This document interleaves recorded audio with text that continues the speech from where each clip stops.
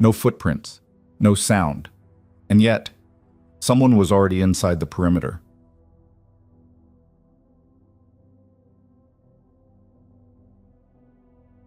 She slept with a rifle pressed against her ribs while the others mocked her as unstable. They thought she'd cracked, lost it, became the liability.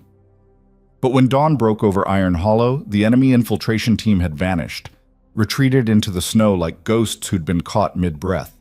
They had been 3 seconds from disaster. And the soldier they had ridiculed all week? She was the only reason any of them were still breathing.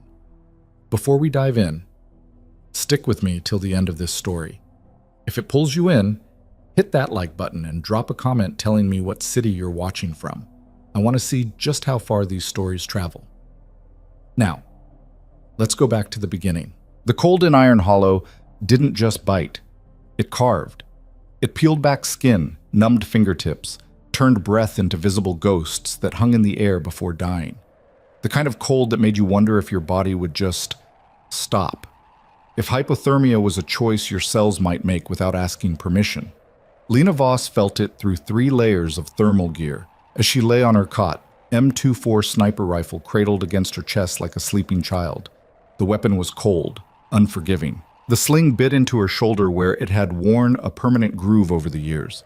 Metal kissed her ribs through the fabric, a reminder that stayed consistent even when everything else shifted.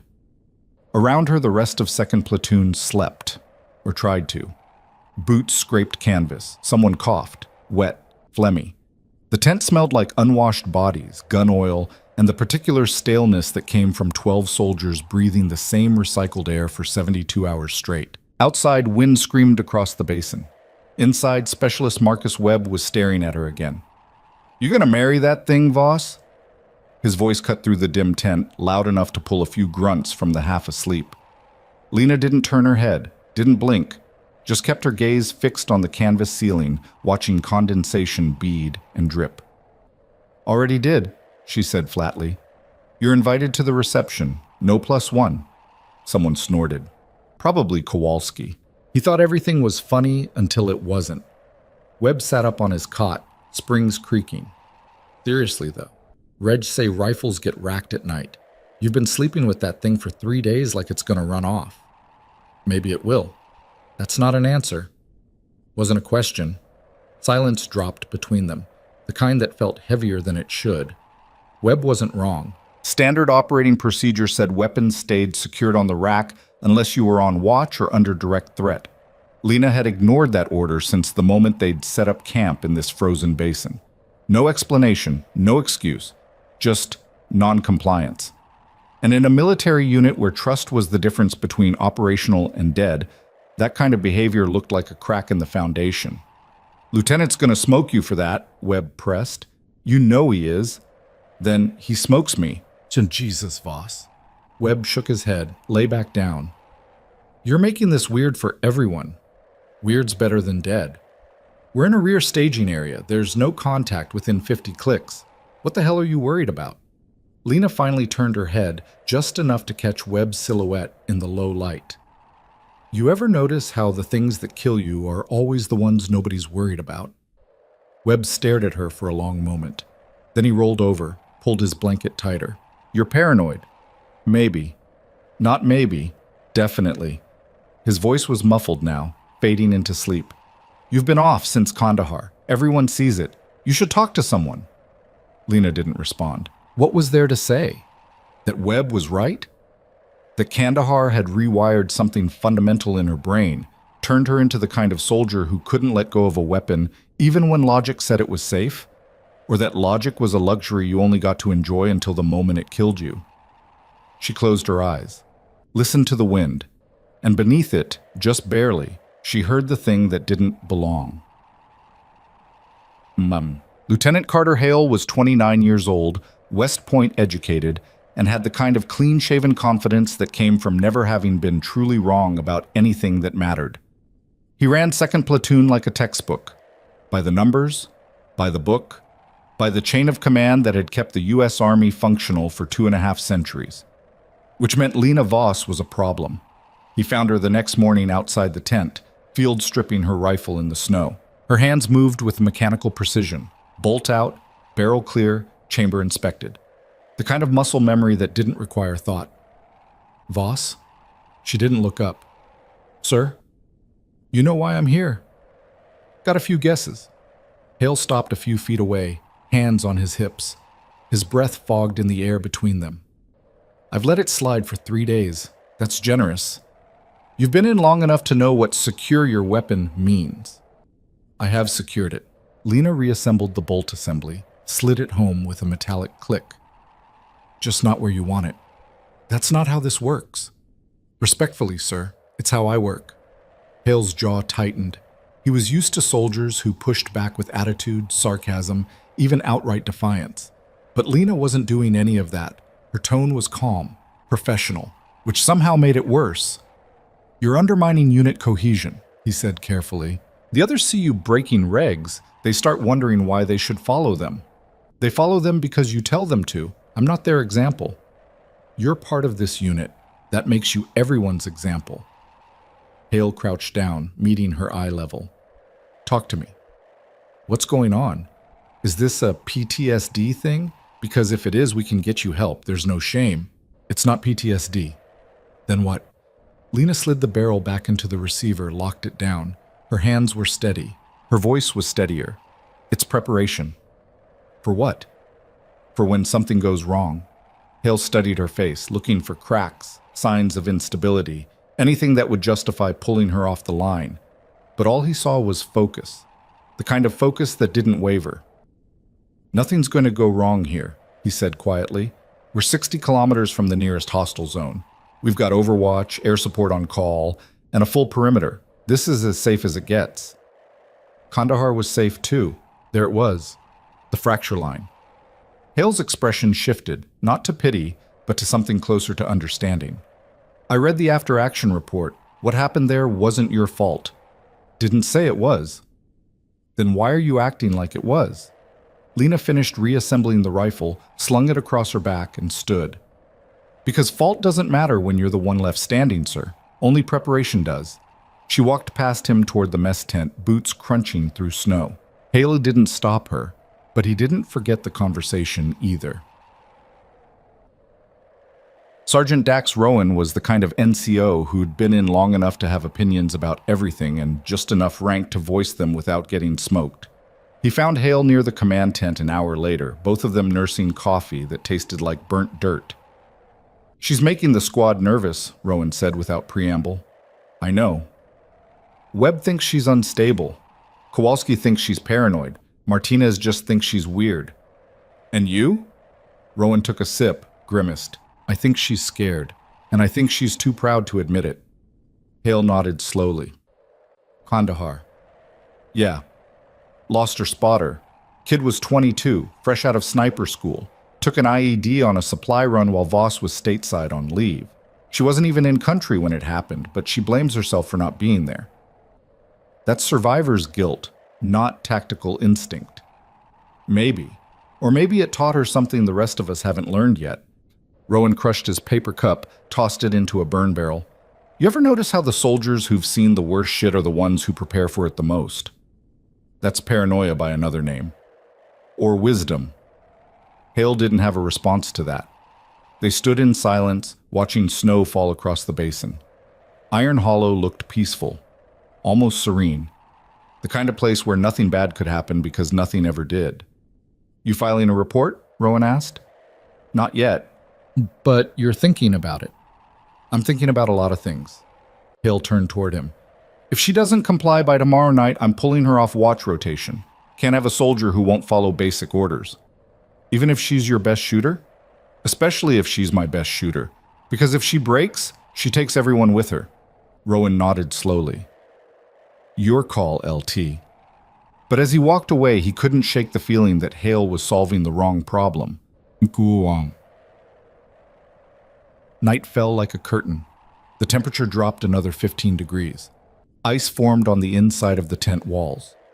Breath turned to frost on beards, eyebrows, the exposed skin around necks and wrists. Lena lay on her cot, rifle against her chest, eyes half open. Around her, the platoon settled into sleep. Webb was snoring. Kowalski muttered something about his ex-wife. Martinez shifted, blanket rustling. Outside, the wind howled, and beneath it, silence. Not the absence of sound, the wrong kind of silence. Lena's eyes snapped fully open. She didn't move, didn't shift, just listened. The dogs. Iron Hollow had a small contingent of working dogs, German shepherds trained for patrol and detection. They'd been barking intermittently all week, startled by wind or wildlife or their own shadows. Tonight? Nothing. Lena's pulse ticked up, not panic, just awareness. She sat up slowly, carefully, keeping the rifle sling from clinking. Across the tent, nobody stirred. They were all deep in that heavy sleep that came from exhaustion and cold. She slipped out of her cot, boots already laced, and moved toward the tent flap. "Where are you going?" The voice was quiet, controlled. Lena turned to see Rowan sitting up on his cot, watching her. "Perimeter check," she whispered. "That's not your watch." "Can't sleep." Rowan studied her for a moment, then he lay back down. "Don't do anything stupid." Define stupid. "Anything that makes me do paperwork." Lena almost smiled. "I'll keep that in mind." She slipped outside. The cold hit her like a physical force. Wind tore across the basin, carrying snow in horizontal sheets that stung exposed skin. Lena pulled her balaclava up, adjusted her rifle sling, and started moving along the perimeter.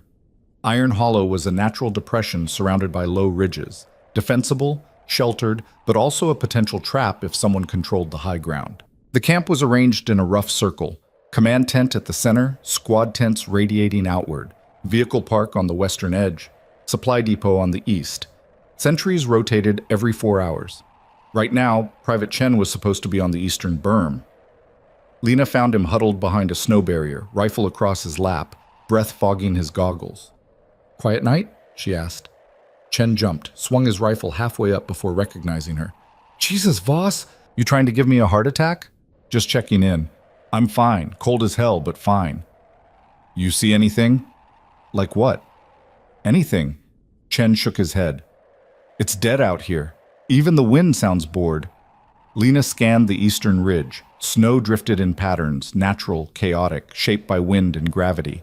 Nothing stood out. Nothing looked wrong. But the dogs were still silent. "You hear the working dogs tonight?" she asked. Chen frowned. "Now that you mention it, no. That's weird. Those things bark at everything." "Yeah." "You think something's wrong?" Lena didn't answer. She was watching the snow. Not the surface. The pattern. Wind didn't blow in straight lines. It eddied, swirled, created random drifts and hollows. But there, just past the berm, maybe 40 meters out, the snow looked brushed, like something had moved through it carefully, deliberately, trying to erase its passage, but not quite succeeding. "Chen." "Yeah?" "When's the last time you saw tracks out there?"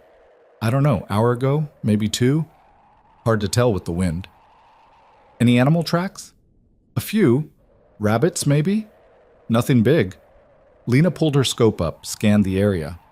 Thermal imaging showed nothing but cold ground and colder air, but thermal didn't catch everything, especially if someone knew how to mask their heat signature. "I'm gonna walk the line," she said. "Want company?" "Nah, stay on post. If you see anything at all, you radio it in immediately. Don't wait to confirm, just call it." Chen nodded slowly. "You're freaking me out a little, Voss." "Good.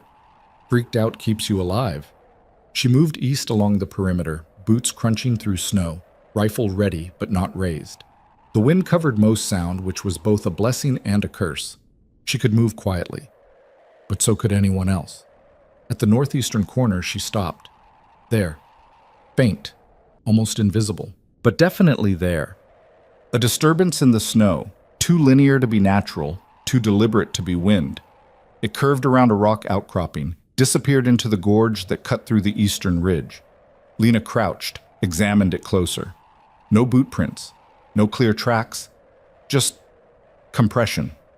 Like something heavy had passed through, careful to avoid leaving obvious marks. She keyed her radio. "Voss to command." Static crackled.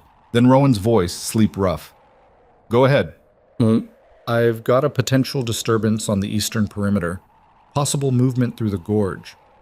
Pause. Define possible. Snow pattern's wrong. No tracks, but the drift looks brushed. Could be wind, could be something else.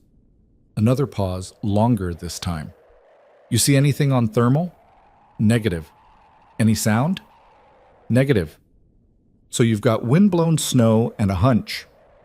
Lena felt the weight of that statement, how it sounded, how it looked. The paranoid sniper seeing threats in shadows. Affirmative, she said quietly. Copy. Stay on it. Report if anything changes. Roger. The radio clicked off. Lena stayed crouched, watching the gorge. Wind howled through it, carrying snow in ghostly spirals. Nothing moved, nothing changed. But the dogs were still silent, and in her gut, that place where instinct lived, she knew. Something was wrong. Done. Morning came gray and cold. Lena returned to the tent just before dawn, rifle still in hand, eyes gritty from lack of sleep. The platoon was stirring, blankets rustling, boots being laced, the low grumble of soldiers waking up to another day of frozen misery. Webb saw her first. Rough night? He asked, not unkindly. Standard. You sleep at all? Some. Liar. She didn't argue, just sat on her cot, began field stripping her rifle again. The routine was meditative, calming, a task her hands could do while her mind processed. Hale appeared in the tent entrance, clipboard in hand. Morning brief in 10. Everyone up. Groans rippled through the tent. Soldiers dragged themselves vertical, started the slow transformation from sleeping bags to functional humans. Lena reassembled her rifle, slung it across her back. Webb leaned close. You're going to get yourself relieved, you know that? Probably. And you're okay with that? I'm okay with being alive. Same thing, isn't it? Not even close. The brief was short. Standard operational updates. Weather forecast, cold, colder, coldest. Supply status, adequate. Patrol schedules, routine. Hale ran through it mechanically, professional but detached. Then he looked at Lena. Voss, you filed a disturbance report last night. Every head turned. Yes, sir. Care to elaborate? Eastern perimeter showed signs of possible movement. Snow patterns inconsistent with natural wind drift. No thermal signature, no sound, no tracks. Could be nothing, could be something. And you think it's something. It wasn't a question. I think it's worth watching, Lena said carefully. Hale nodded slowly. Rowan, double the Eastern watch tonight. 2-man teams, overlapping shifts. If there's anything out there, we'll catch it. Yes, sir. Voss, you're off watch rotation until further notice. The tent went silent. Lena felt it like a punch. Not the order itself, but what it meant. She was being benched, sidelined, labeled unreliable. Understood, sir. Hale's expression didn't change. You'll report to Sergeant Rowan for camp maintenance duties. Dismissed. The platoon filed out slowly, conversations hushed. Lena stayed seated, rifle across her lap. Rowan lingered near the entrance. You knew this was coming, he said quietly. Doesn't make it easier. You could have just racked the rifle, followed orders, made everyone's life simpler. Yeah, so why didn't you? Lena looked up at him. Because 3 seconds is all it takes, Sergeant. 3 seconds between having your weapon and not. Between being ready and being dead. I've seen what happens when you're on the wrong side of those 3 seconds. Kandahar, Fallujah, Mosul. Doesn't matter where. The math's always the same. Rowan nodded slowly. For what it's worth, I don't think you're crazy. Just paranoid? Paranoid keeps you breathing. Crazy gets you killed. He turned to leave, then stopped. Keep your head down, Voss. Do your time on maintenance. Maybe this blows over. And if it doesn't, then we deal with it when it happens. He left. Lena sat alone in the empty tent, rifle in her arms, listening to the wind scream across Iron Hollow. The dogs were barking again. That should have been reassuring. It wasn't. Chikum. The rest of the day passed in cold, mechanical routine. Lena hauled supplies, checked inventory, helped Martinez repair a busted generator housing. The work was mindless, physical, designed to keep soldiers busy when there was nothing tactical to do. But her mind never stopped working. She watched the eastern ridge whenever she could, studied the snow, tracked the wind. Small details others ignored, she cataloged them all. At 1400 hours, the radio squawked. Command to all units, weather advisory. Major front moving in tonight. Expect wind gusts up to 60 kilometers per hour, visibility near zero. Batten down and stay inside unless absolutely necessary. Perfect cover. The thought came unbidden, automatic. If she were planning an infiltration, she'd use weather like this. Low visibility, high noise, natural chaos to mask movement. She found Rowan near the command tent. "Sergeant?" He looked up from a supply manifest. "Voss? You're supposed to be on generator duty." "Generator's fixed. I need to talk to you." "About?" "Tonight." Rowan set down the clipboard. "What about it?" "If I wanted to breach this camp, I'd do it during the storm. Use the wind for cover, visibility for concealment, hit the supply depot or the vehicle park, sabotage what I could, extract before anyone noticed." "That's a lot of ifs." "It's how I'd do it." "You're not them." "No, but I think like them. That's why I'm here." Rowan studied her face. "You really think something's coming?" "I think we're assuming we're safe because we want to be, not because we actually are.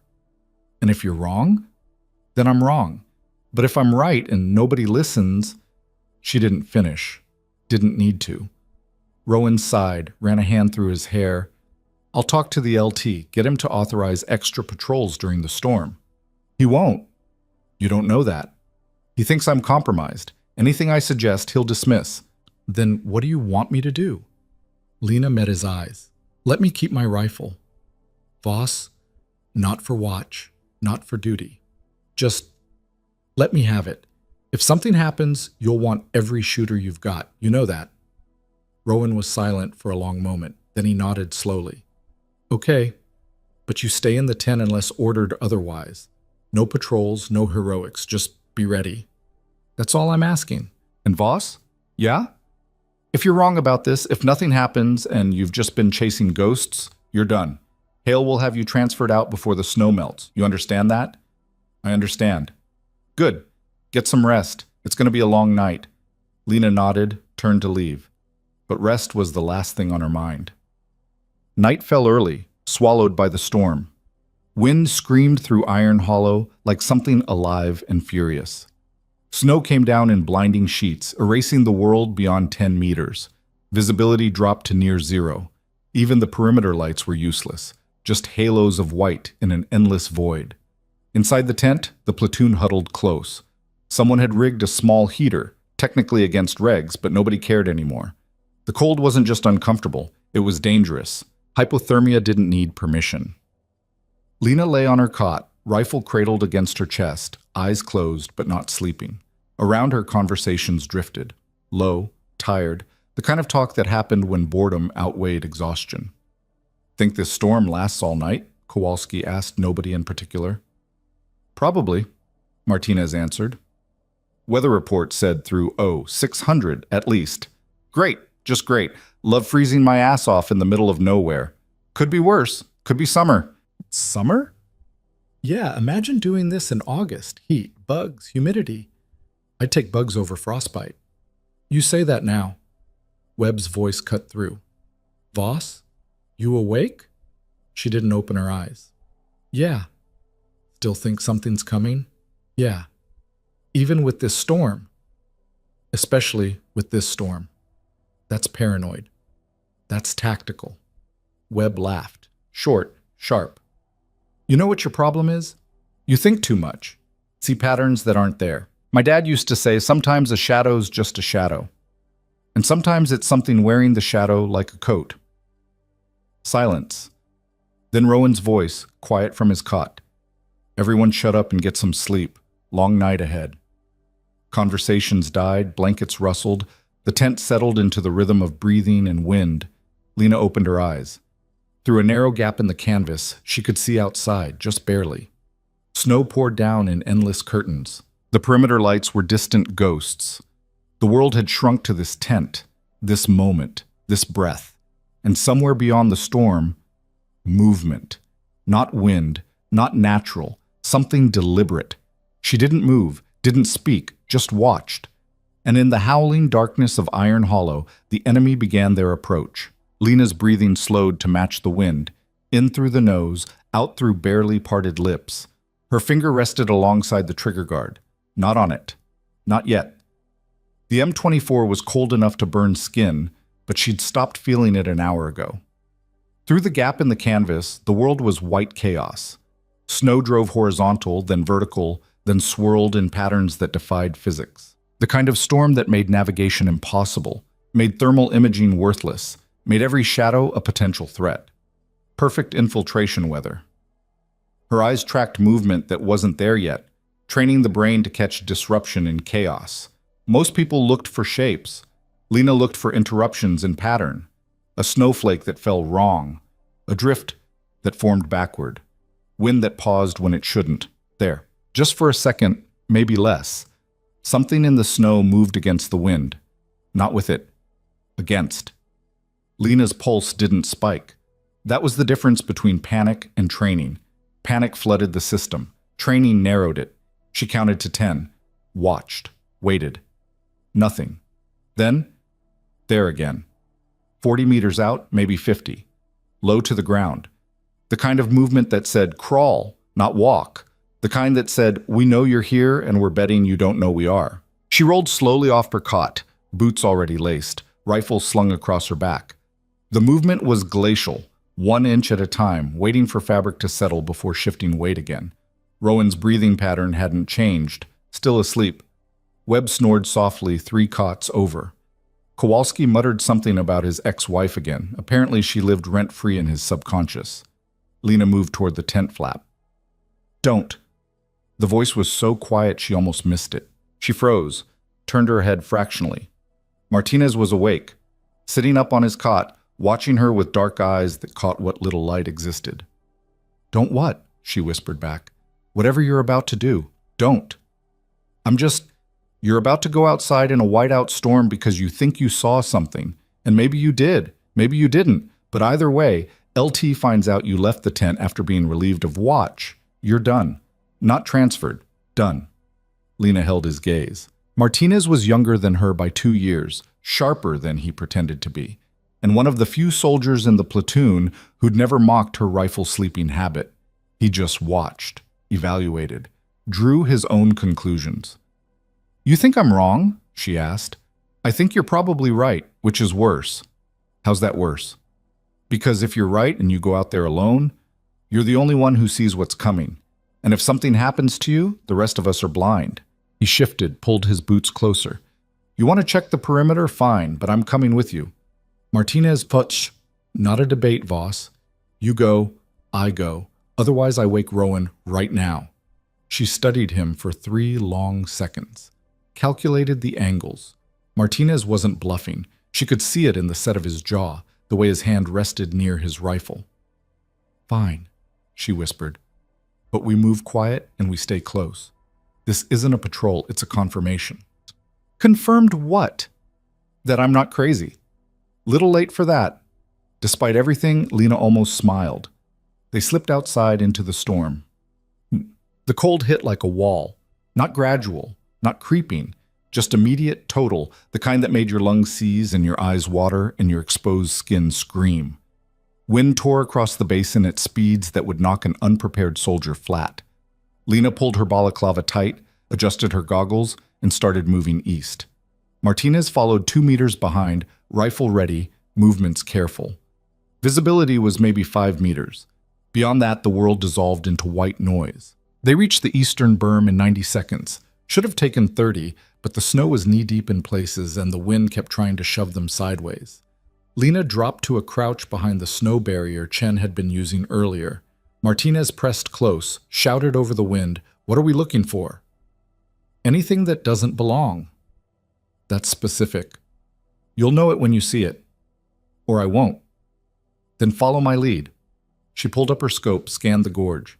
Thermal showed nothing but ambient cold. White on white, meaningless. She switched to standard optics, let her eyes adjust to the dark beyond the snow.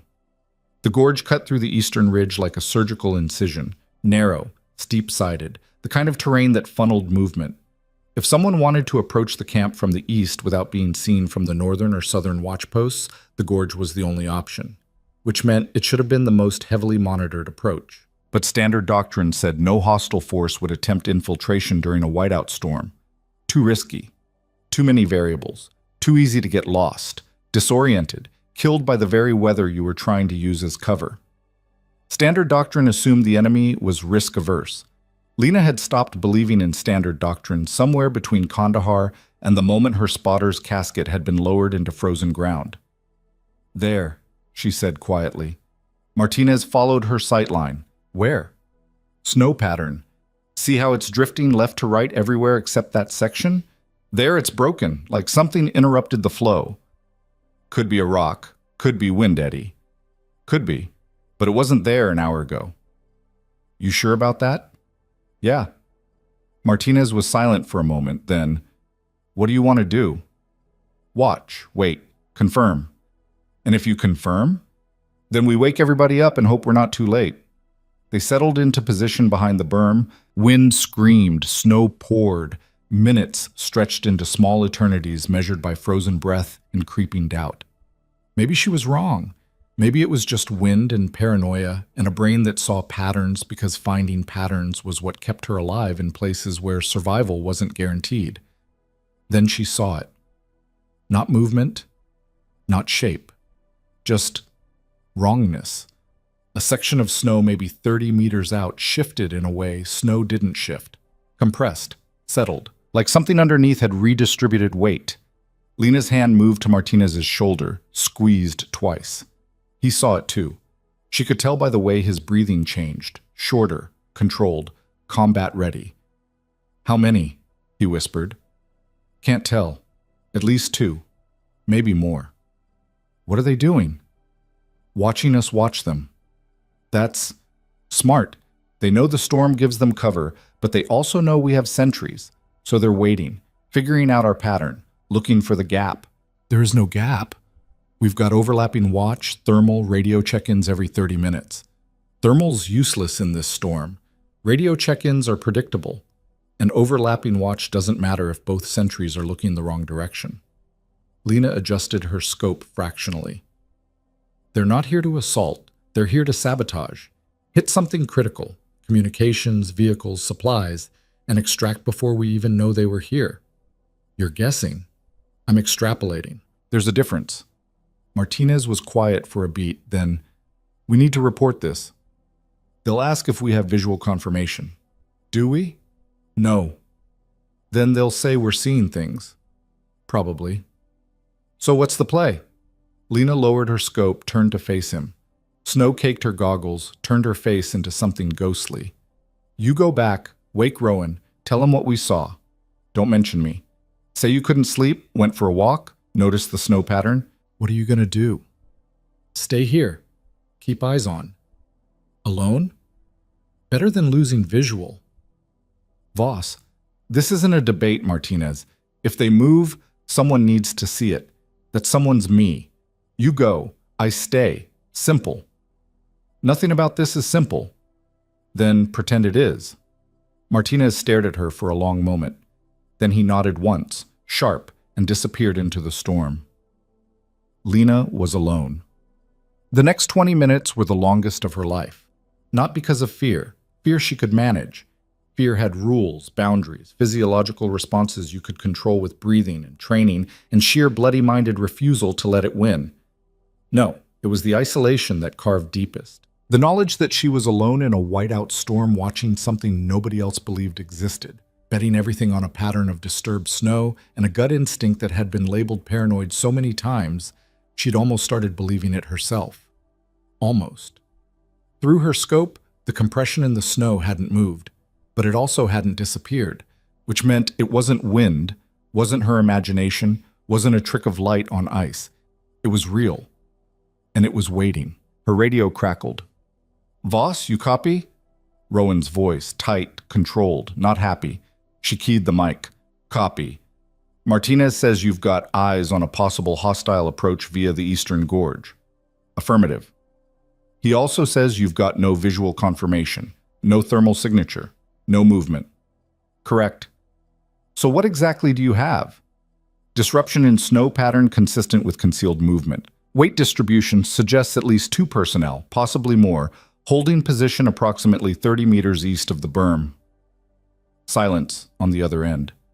She could picture Rowan in the command tent, Hale beside him, both of them weighing her words against her history, her reliability, her recent behavior. "Stand by," Rowan said finally. The radio went dead. Lena kept watching. Wind howled.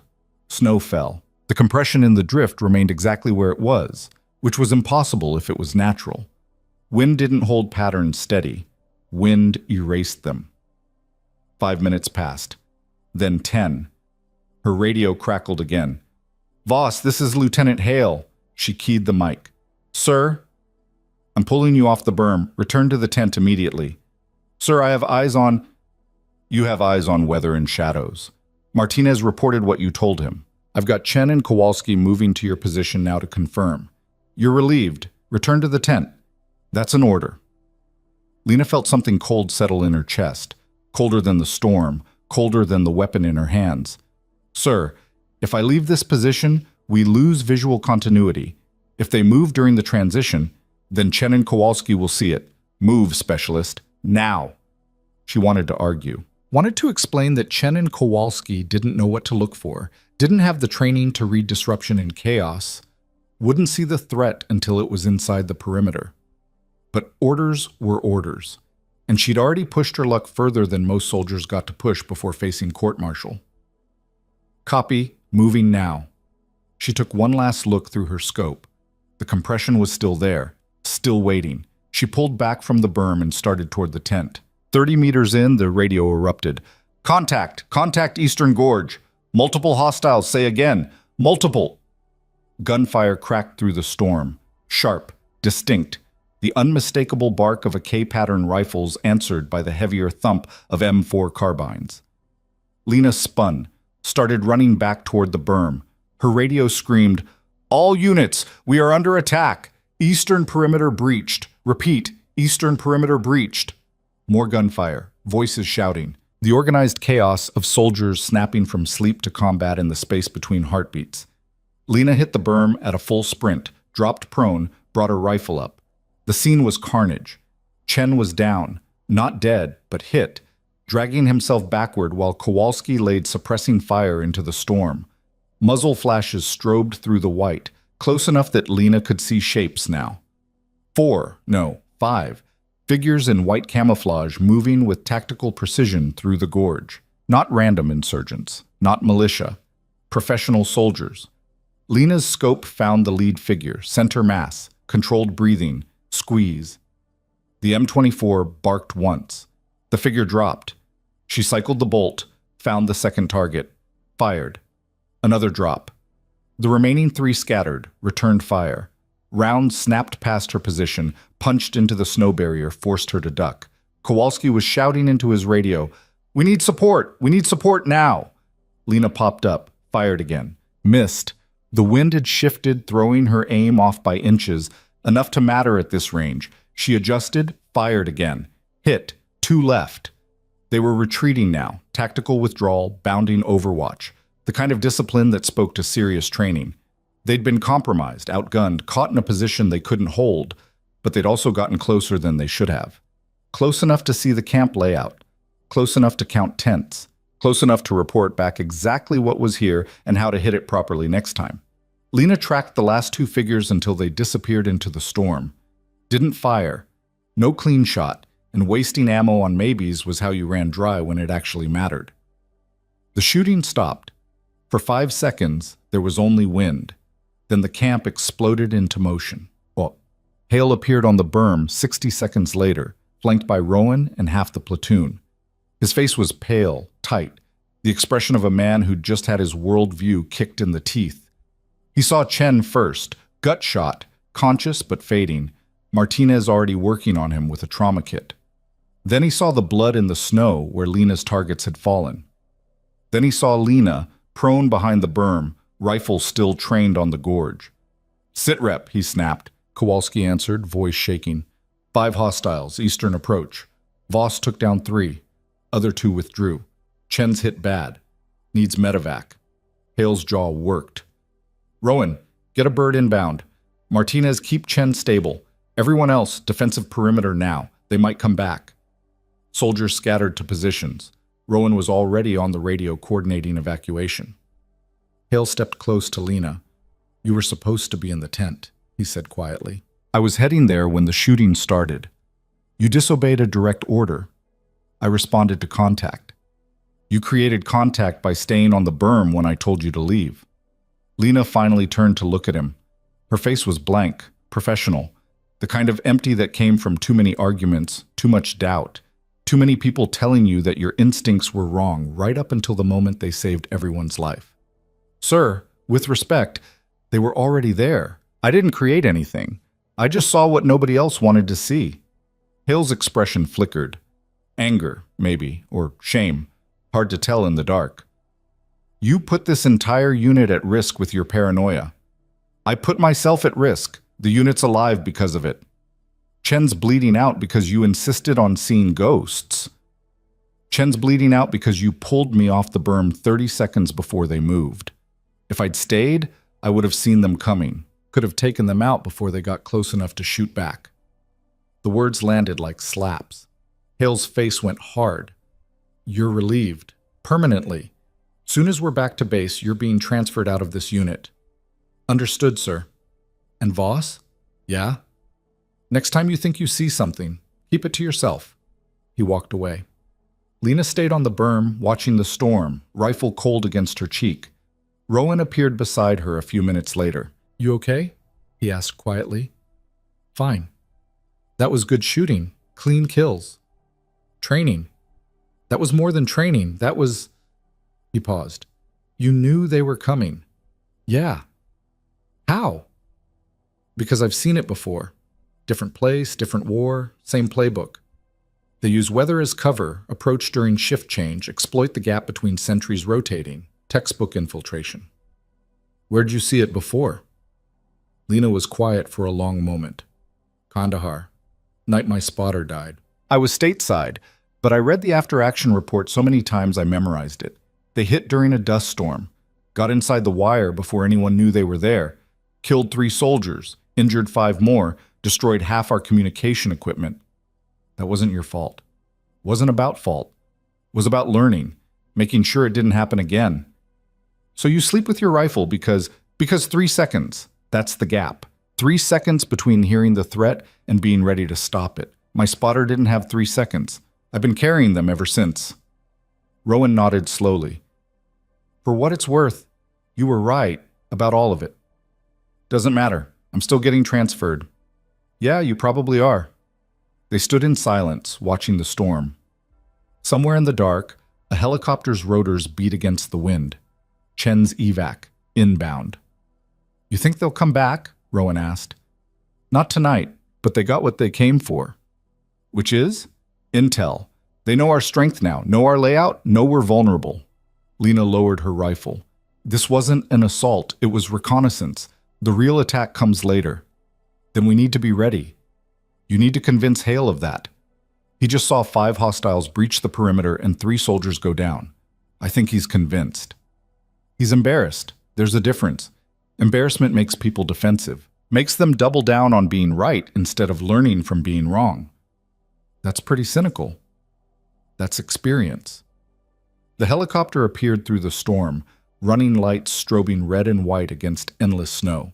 It settled onto the makeshift LZ with mechanical precision, rotor wash turning the basin into a tornado. Martinez and Webb carried Chen to the bird on a stretcher. The kid was pale, unconscious, wrapped in so much gauze he looked like a mummy, but he was breathing. That counted for something. The helicopter lifted off 90 seconds later, disappeared into the storm like it had never existed. The camp settled back into watchful silence. Lena stayed on the berm until dawn, unauthorized, unordered, but unchallenged. Nobody told her to move. Nobody relieved her. They just let her watch. Because somewhere between the shooting and the medevac and the blood in the snow, 2nd Platoon had learned something important. Paranoia wasn't the problem. Ignoring it was. Morning came slow and gray. The storm had passed, leaving Iron Hollow buried under fresh snow that sparkled in weak sunlight. The world looked peaceful, clean, like nothing violent had ever happened here. But the blood was still there if you knew where to look. Lena found it during her patrol of the eastern gorge, dark stains in white snow, already freezing into the landscape. 3 spots where bodies had fallen, shell casings half buried, boot prints leading back toward the ridge. She photographed everything with a small tactical camera, logged distances and angles, documented the approach they'd used. Standard post-contact procedure. The kind of work that would go into an after-action report that might, maybe, change how future units defended similar terrain, or it would get filed away and forgotten. Hard to say which was more likely. Hale found her near the 3rd blood pool. "You're supposed to be in the tent," he said, documenting the contact site. Standard protocol. "That's not your job anymore." "Whose job is it?" Hale didn't answer, just stood there looking at the blood, the casings, the story written in snow and brass and frozen plasma. "They were good," he said finally. "Yeah. Professional, well-trained, not random militia." "No. You knew that going in." "I suspected." "How?" Lena stood, brushed snow off her knees. The approach, the timing, the discipline. Random fighters don't move like that. They rush. Make mistakes, get sloppy. These guys were patient, methodical. They had a plan and they stuck to it even after being compromised. Which means they'll be back. With more people, better plan, harder to stop. Hale's expression was unreadable. "You think I made a mistake pulling you off the berm?" "I think you followed procedure. Procedure didn't account for what was actually happening." "That's not an answer." "It's the only one I've got, sir." He was quiet for a moment. Then, "I'm still transferring you out." "I know. Can't have a soldier who won't follow orders." "I followed orders, just disagreed with them." "Same thing in the military." "Shouldn't be." Hale almost smiled. Almost. "You're a pain in my neck, Voss. You know that?" "I've been told." "But you were right. About the threat. About the approach. About all of it." "Doesn't change anything." "No, it doesn't." He turned to leave, then stopped. "For what it's worth. If I had 10 more soldiers like you, I'd probably court-martial half of them. But the other half would keep everyone alive." "Is that a compliment, sir?" "It's an observation." He walked back toward camp, boots crunching through snow. Lena stayed in the gorge, finishing her documentation. The sun climbed higher. The temperature rose fractionally, from unbearable to merely miserable. Her radio crackled. "Voss, this is Rowan. You got a minute?" She keyed the mic. "Go ahead." "Command tent. Now. And bring your rifle." She frowned. "Why?" "Just do it." The line went dead. Lena slung her rifle across her back and started toward camp. Something had changed. She could feel it in the air, the way soldiers looked at her as she passed. Not mockery, not suspicion. Something else. Something that felt uncomfortably close to respect. Munchet. The command tent was crowded. Hale sat at the center table, Rowan beside him. Webb, Kowalski, Martinez, the entire squad leadership packed into a space meant for half that number. They all looked up when Lena entered. "Close the flap," Hale said. She did. Hale gestured to an empty chair. "Sit." She sat, rifle across her lap, waiting. "We've got a problem," Hale began. "Chen's stable, but he's out for the duration. Sniper team's down to just you until we get a replacement spotter assigned." "Understood." "But that's not the problem." He leaned forward, hands clasped. "I just got off sat phone with battalion.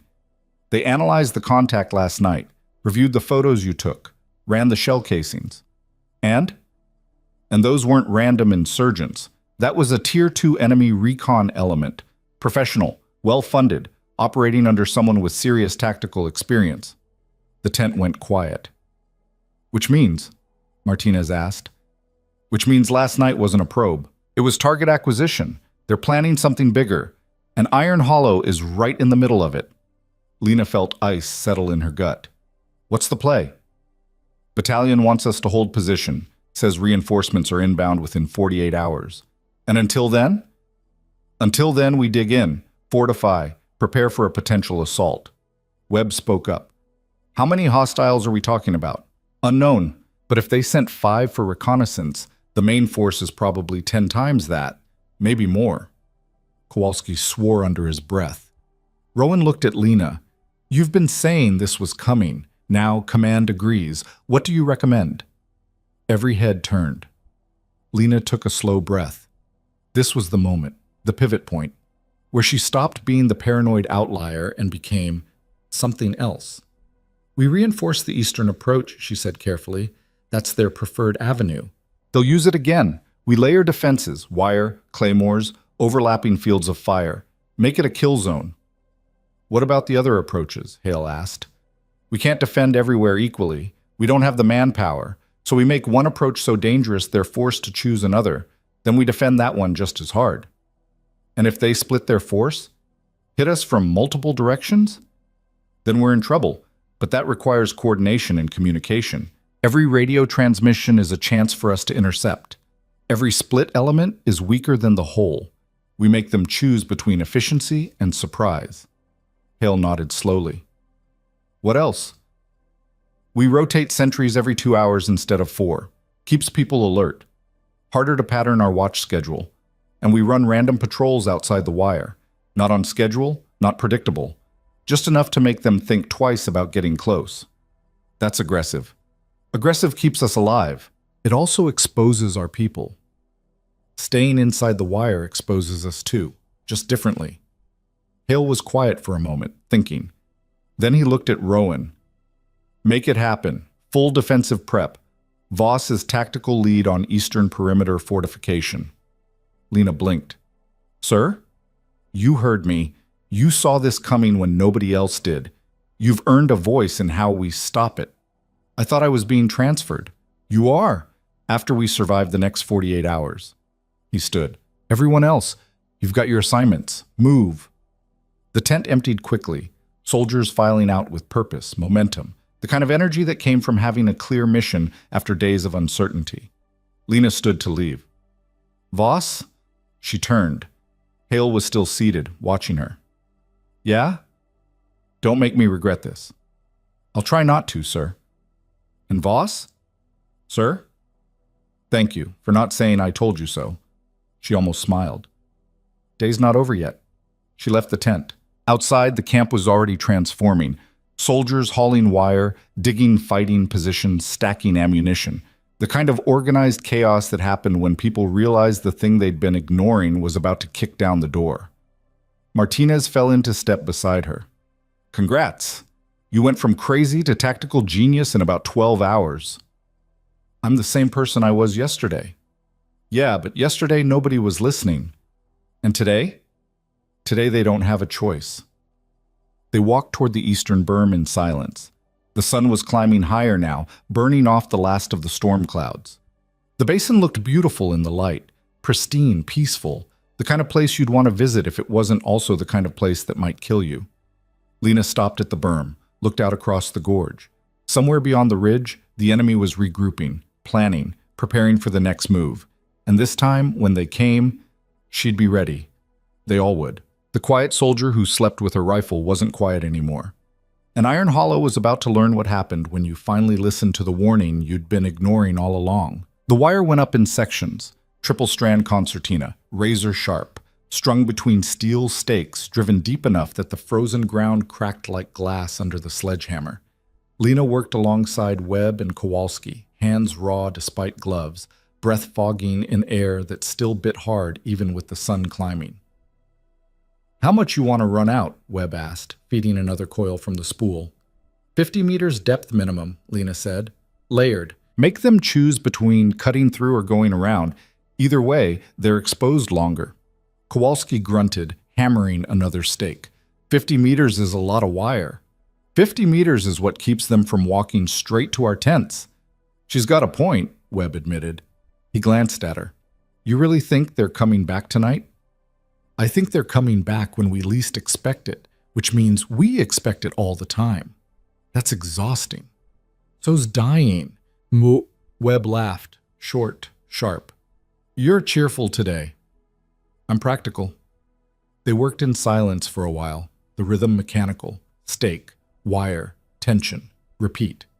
Around them, the rest of 2nd Platoon was transforming Iron Hollow into something that resembled a fortress.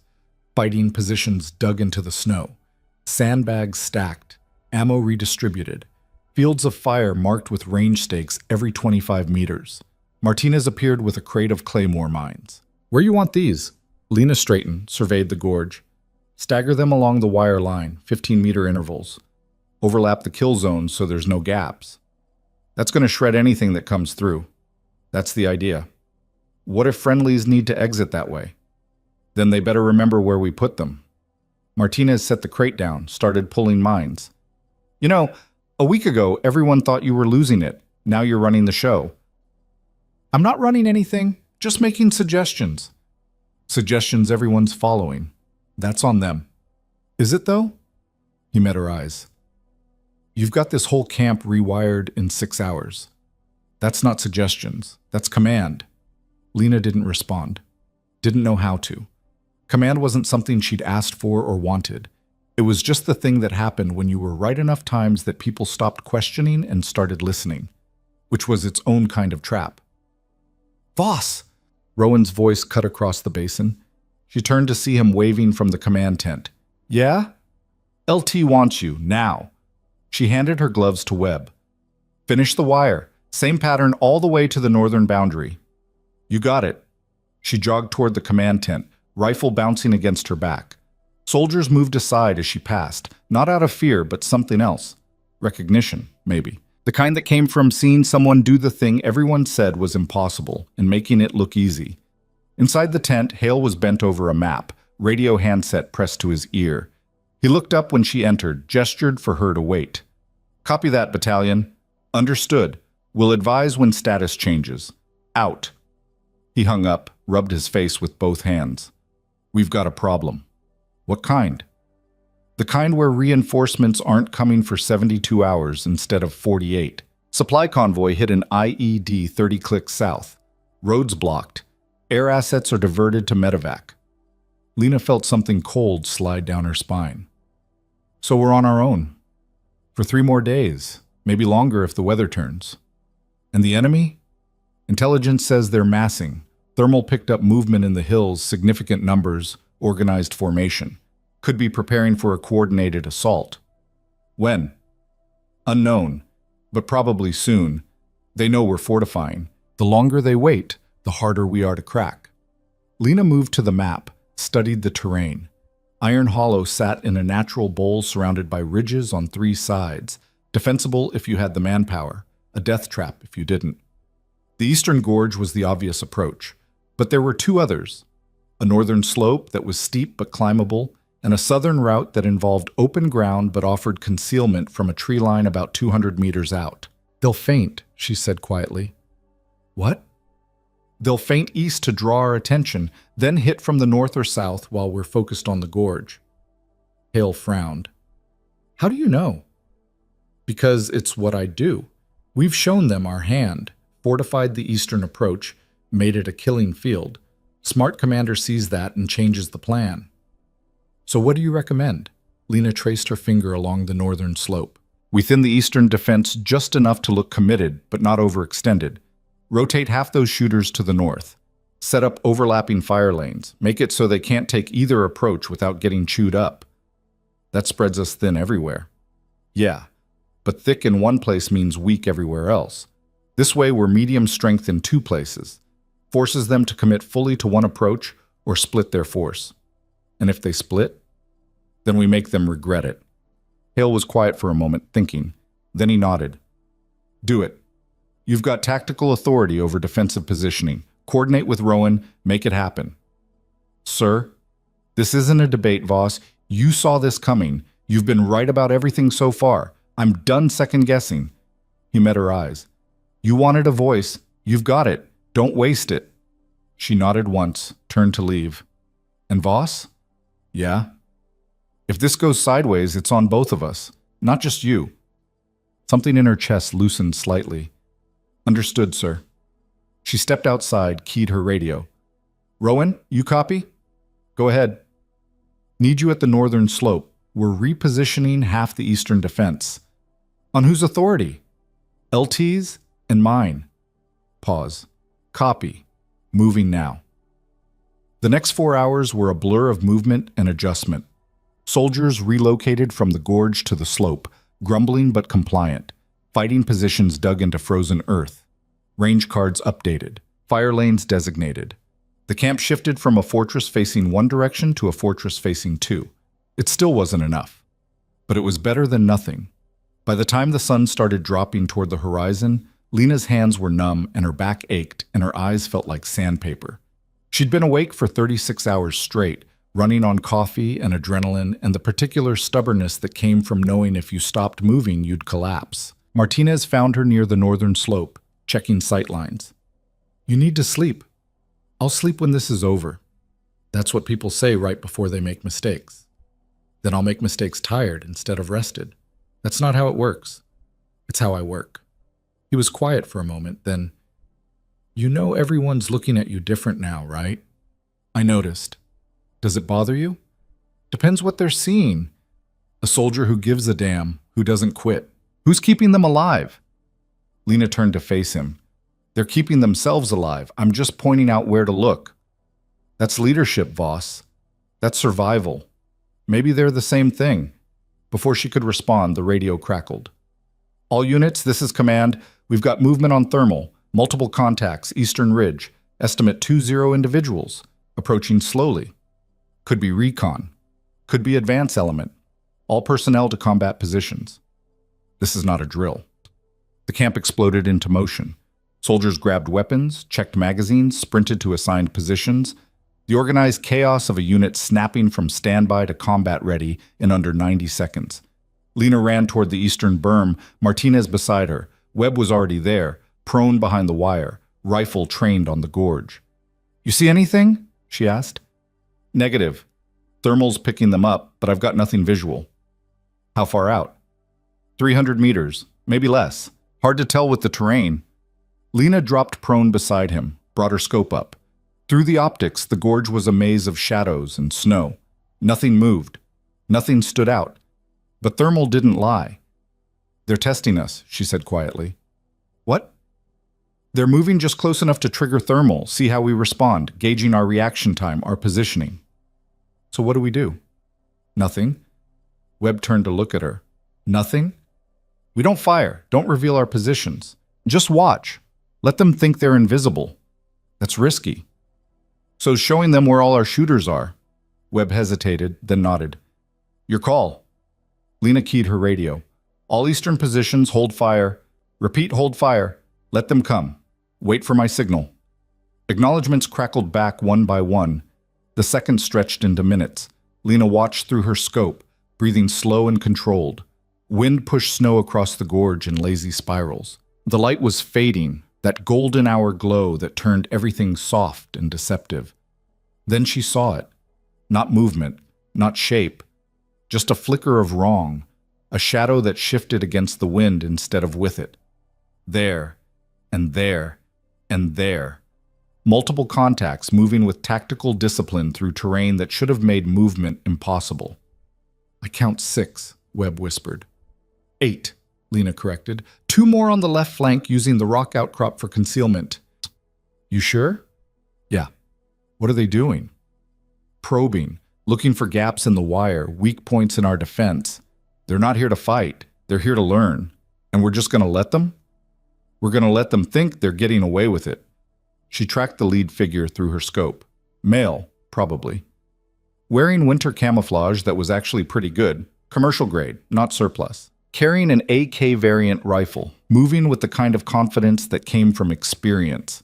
He stopped about 200 meters out, crouched behind a drift, pulled something from his pack. Binoculars.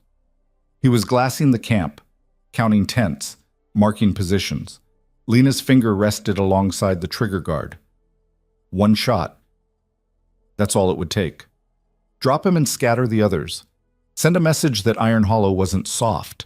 But messages were expensive, and right now information was worth more than bodies.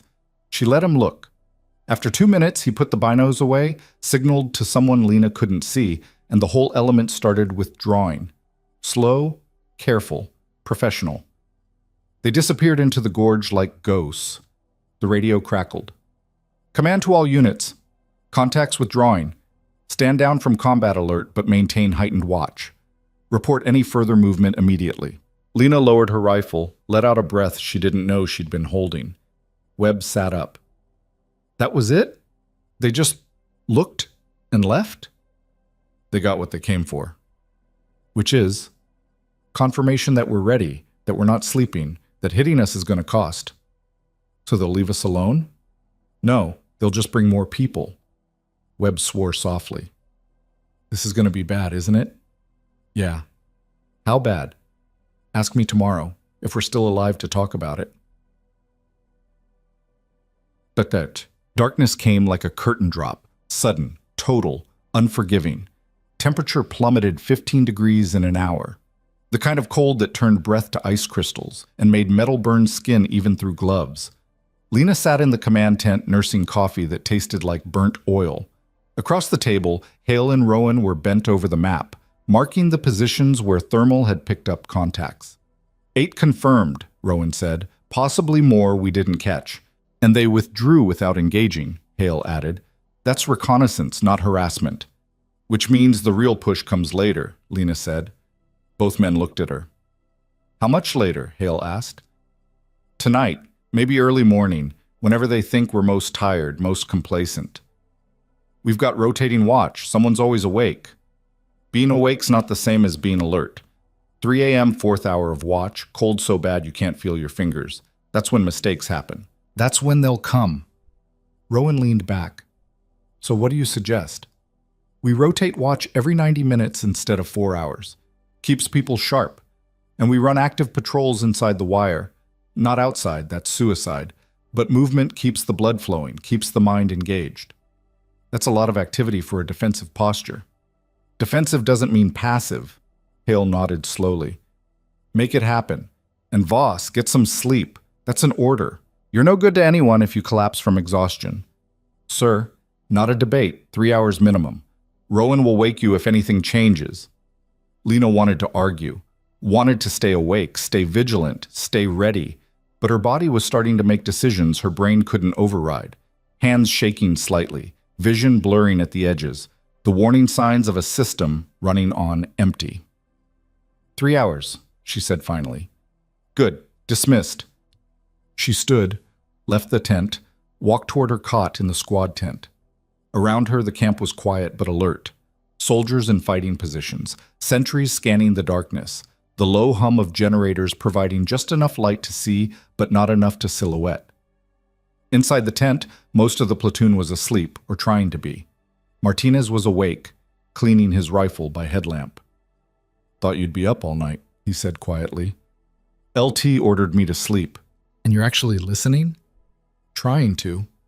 She lay down on her cot, rifle beside her, always beside her, and closed her eyes. Sleep came in fragments.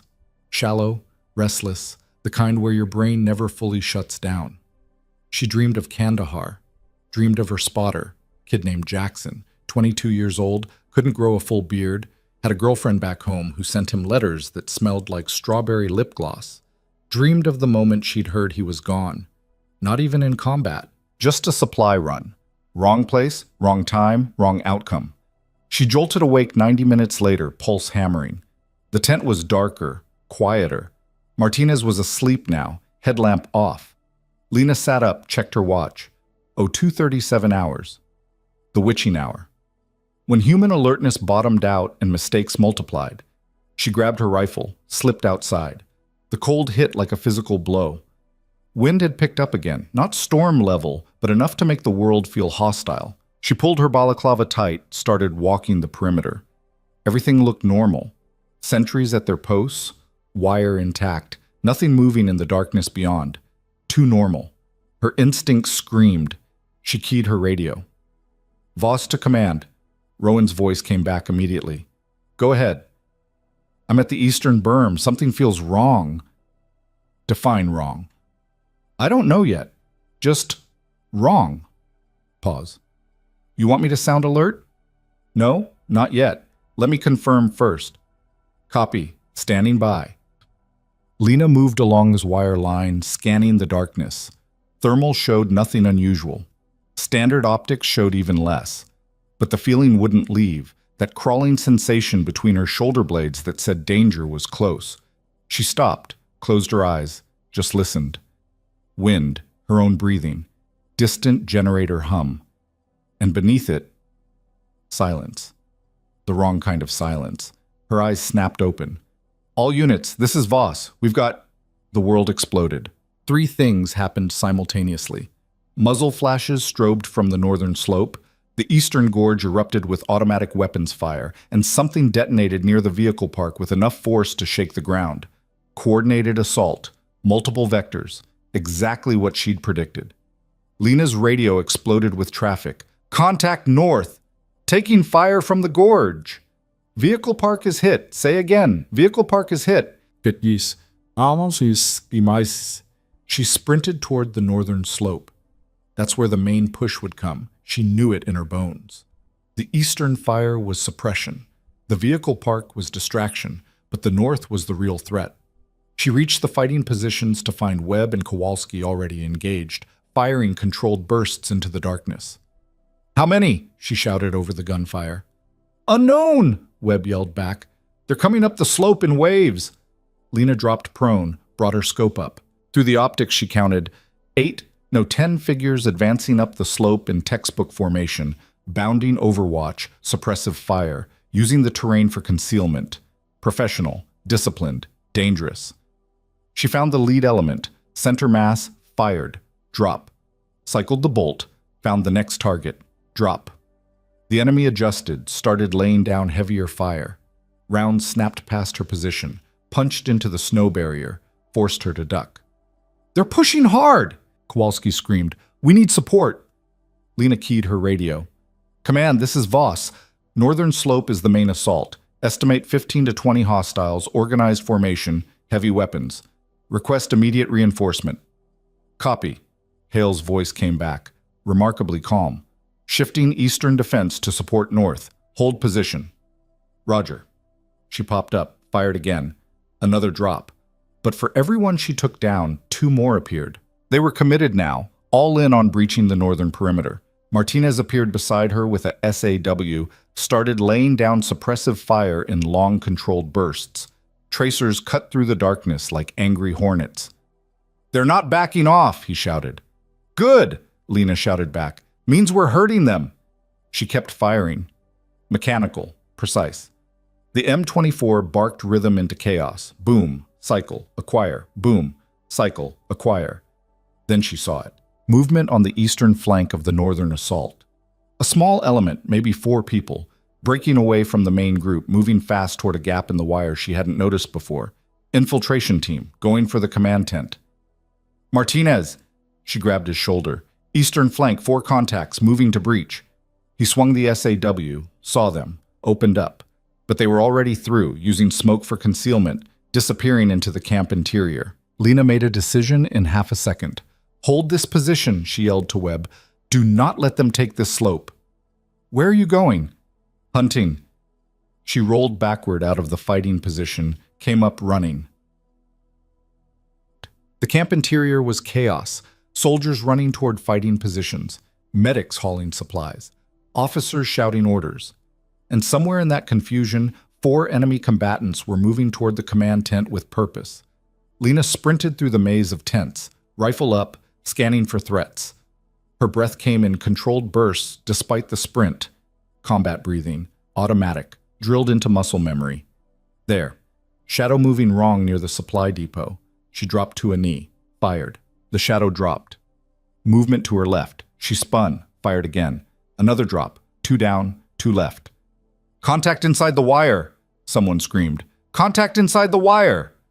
Lena moved toward the command tent, every sense heightened. The world had narrowed to sight lines and threat assessment, and the weight of the rifle in her hands. She rounded a tent corner and came face to face with the 3rd hostile. Time slowed.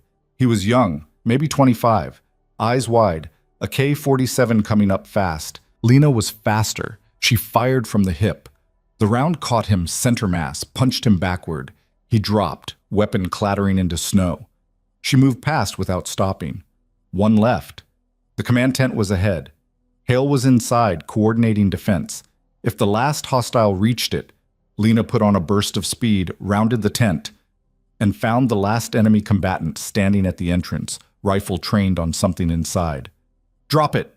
Her voice cut through the chaos. The hostile turned, older, scarred, professional eyes that calculated angles in microseconds.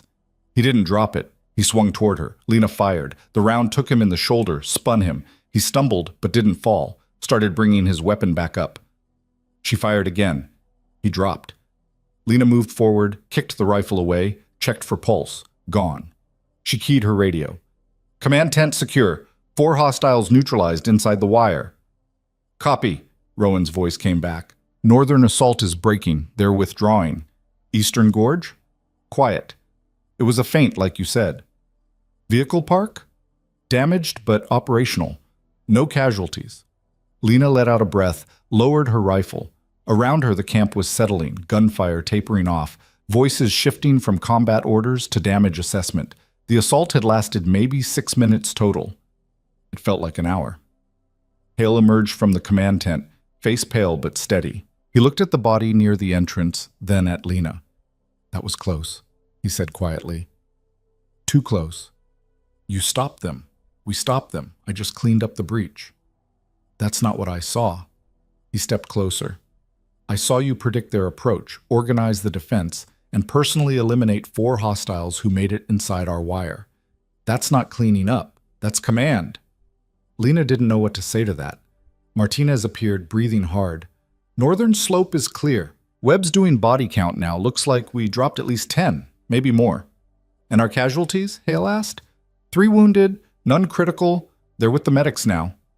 "Could have been worse," Rowan said, joining them. "Could have been over," Lena said quietly. "If they'd reached the command tent, if they'd killed leadership, the whole defense would have collapsed." "But they didn't," Hale said firmly. "Because you stopped them." She met his eyes, saw something there that hadn't been before. Not gratitude, not even respect, trust. "Get some rest, Voss," he said. "We'll debrief at first light." "Sir." "That's an order. You've earned it." She nodded, turned to walk away. "And Voss?" She stopped. "About that transfer." "Yeah?" "I'm canceling it. You're staying with 2nd Platoon." Something in her chest unclenched. "Understood, sir." "Now get out of here before I change my mind." She walked through the camp in a daze. Soldiers nodded as she passed. Some called out thanks. Martinez fell into step beside her. "You okay?" he asked. "Yeah." "You don't look okay." "I will be." They reached the squad tent. Most of the platoon was still at fighting positions, but a few were inside checking gear, processing what had just happened. Webb looked up when she entered. "Heard you went full Rambo on those infiltrators." "It wasn't like that. 4 hostiles, 4 kills, that's pretty Rambo." "It was necessary. It was impressive." Lena sat on her cot, started field stripping her rifle. The routine was calming, familiar. Her hands knew the movements even when her brain was still catching up. "Can I ask you something?" Webb said. "Sure." "Why'd you do it?" "Stay on watch when Hale ordered you to the tent. Keep pushing when everyone thought you were paranoid. Risk your career on a hunch." Lena was quiet for a long moment, hands working the bolt assembly automatically. "You ever lose someone who didn't have to die?" she asked finally. "Yeah, everyone has." "Then you know. You know what it feels like to think if I'd just been there, or if I just said something, or if I just listened to the thing that felt wrong. That feeling doesn't go away. It just stays. Lives in your chest. Reminds you every single day that preparation matters, that 3 seconds matters. Your spotter. Yeah, it wasn't your fault. I know. But knowing doesn't change the fact that he's gone and I'm here. So I carry it. The weight. The responsibility. The refusal to let it happen again, if I can help it." She looked up at him. "That's why I sleep with my rifle. That's why I don't rack it. That's why I can't stop being the person everyone thinks is paranoid. Because paranoid is just another word for prepared. And prepared is what keeps people alive." Webb nodded slowly. "For what it's worth, I'm glad you're paranoid." "Me too." She finished reassembling the rifle, lay back on her cot, weapon across her chest. Outside, the camp was settling into watchful quiet. Sentries at posts, medics tending wounded, officers tallying damage and writing reports that would work their way up chains of command until they became statistics in someone's database. But here, in this tent, in this moment, they were still alive. All of them. And that was worth carrying the weight. Lena closed her eyes, rifle cold against her ribs, and finally, for the first time in 72 hours, let herself sleep. Outside, in the frozen darkness of Iron Hollow, the enemy was gone. But the night wasn't over yet. Sleep lasted 90 minutes before the tent flap opened, and Rowan's voice cut through the darkness. "Voss, up. Command wants you." She was awake instantly, not the groggy half-awareness of civilian sleep, but the sharp snap of a soldier who'd learned that the transition from unconscious to combat-ready could mean the difference between alive and dead. Her hand found the rifle before her eyes fully opened. "What happened?" she asked, sitting up. "Nothing, yet. But battalion's on the sat phone, and they want to talk to you specifically." "Why?" "Don't know. Hale didn't say. Just said, get you to the command tent 5 minutes ago." Lena pulled on her boots, grabbed her rifle, followed Rowan into the pre-dawn cold. The sky was that particular shade of dark blue that meant sunrise was coming but hadn't committed yet. Around them, the camp was quiet, but alert. Sentries still at posts, the occasional cough or boot scrape the only sounds beyond wind. Inside the command tent, Hale stood with the sat phone handset pressed to his ear, face tight with whatever he was hearing. He saw Lena enter, gestured for her to wait. "Yes, sir. Understood. She's here now." He held out the handset. "Colonel Brennan, battalion commander, wants to talk to you directly." Lena took the phone, felt every eye in the tent on her. "Specialist Voss, sir."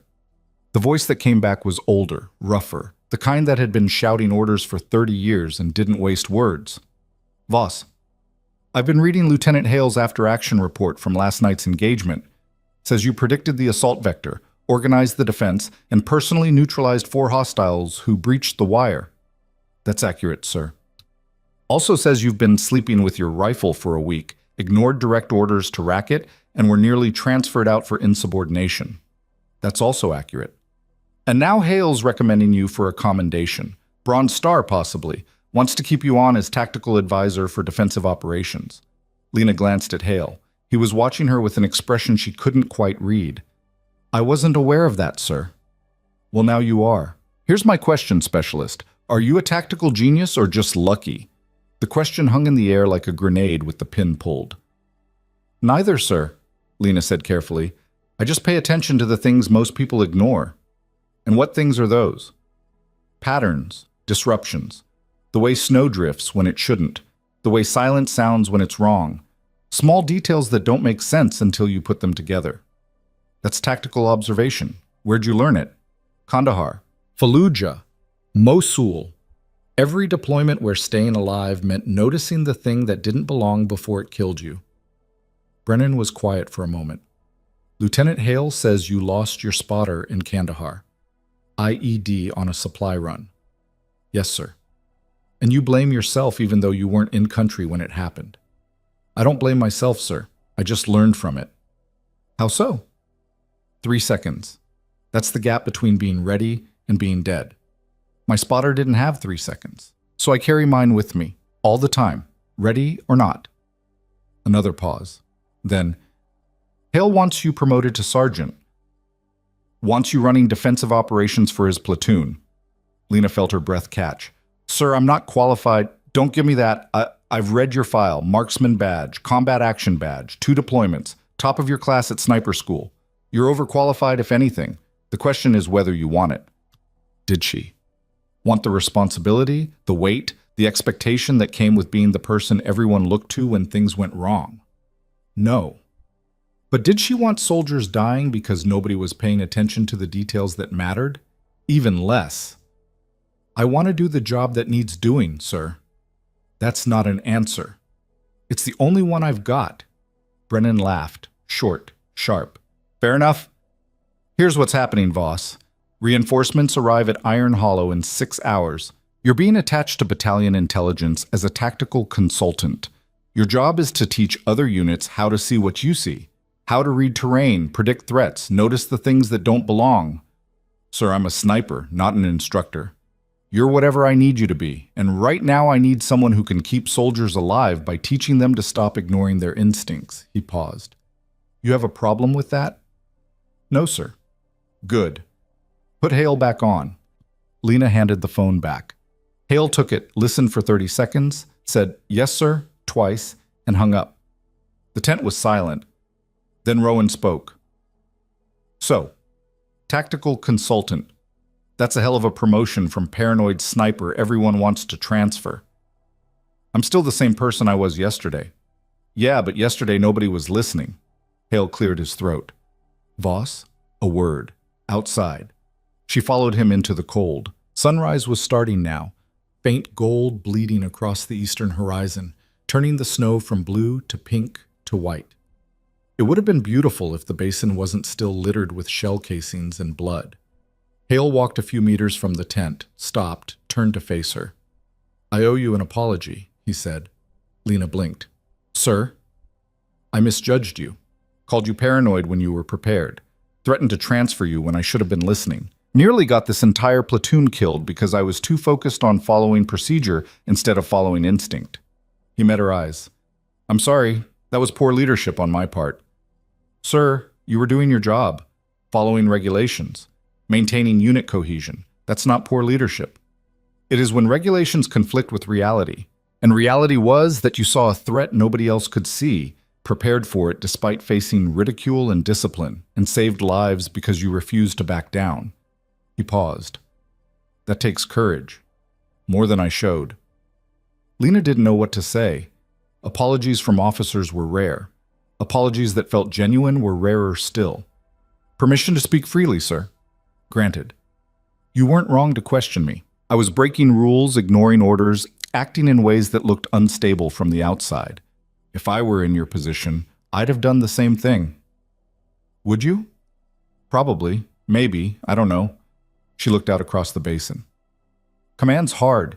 You have to balance individual judgment against unit cohesion. Have to trust people while also holding them accountable. I don't envy that position. But you're being asked to step into it. As a consultant, not a commander, there's a difference." "Is there?" Hale studied her. "You organized the defense last night. Positioned the wire, placed the claymores, rotated the watch schedule. Soldiers followed your orders without question. That's command, Voss, whether you want the title or not." "I was just making suggestions."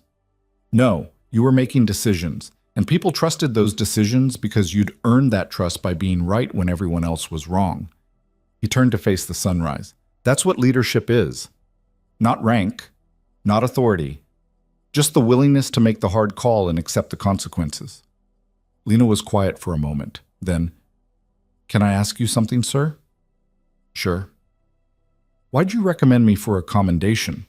You could have just filed the report, moved on. Why go out of your way?" Hale smiled slightly. "Because 3 soldiers are alive right now who wouldn't be if you hadn't stopped that infiltration team. Because you saw a threat I dismissed and prepared for it anyway. Because you taught me something about the difference between following rules and doing what's right." He met her eyes. "And because I don't want you thinking that being right means you were wrong to speak up. The military needs more soldiers like you, not fewer. Soldiers who break rules, soldiers who understand that rules exist to protect people. And when rules stop doing that, they're just obstacles." Movement near the command tent. Martinez was waving at them. "Sir, sat phone again. Says it's urgent." Hale nodded, started walking back. "Get some breakfast, Voss. Real food if we've got any left. You've earned it." "Yes, sir." She watched him go, then turned toward the mess tent. The camp was waking up now, soldiers emerging from tents, checking weapons, starting the routines that defined military life. Coffee brewing, gear being cleaned, quiet conversations about the night before. Webb found her near the coffee urn. "Heard you're getting promoted. Consultant position, not promotion." "Same difference. Not even close." "You gonna teach me how to see threats in snowdrifts?" "If you pay attention." "That's a big if." He poured coffee that looked like motor oil. "Seriously, though, what you did last night, stopping those infiltrators, that was something else. It was necessary. It was heroic. It was reflex, training, muscle memory.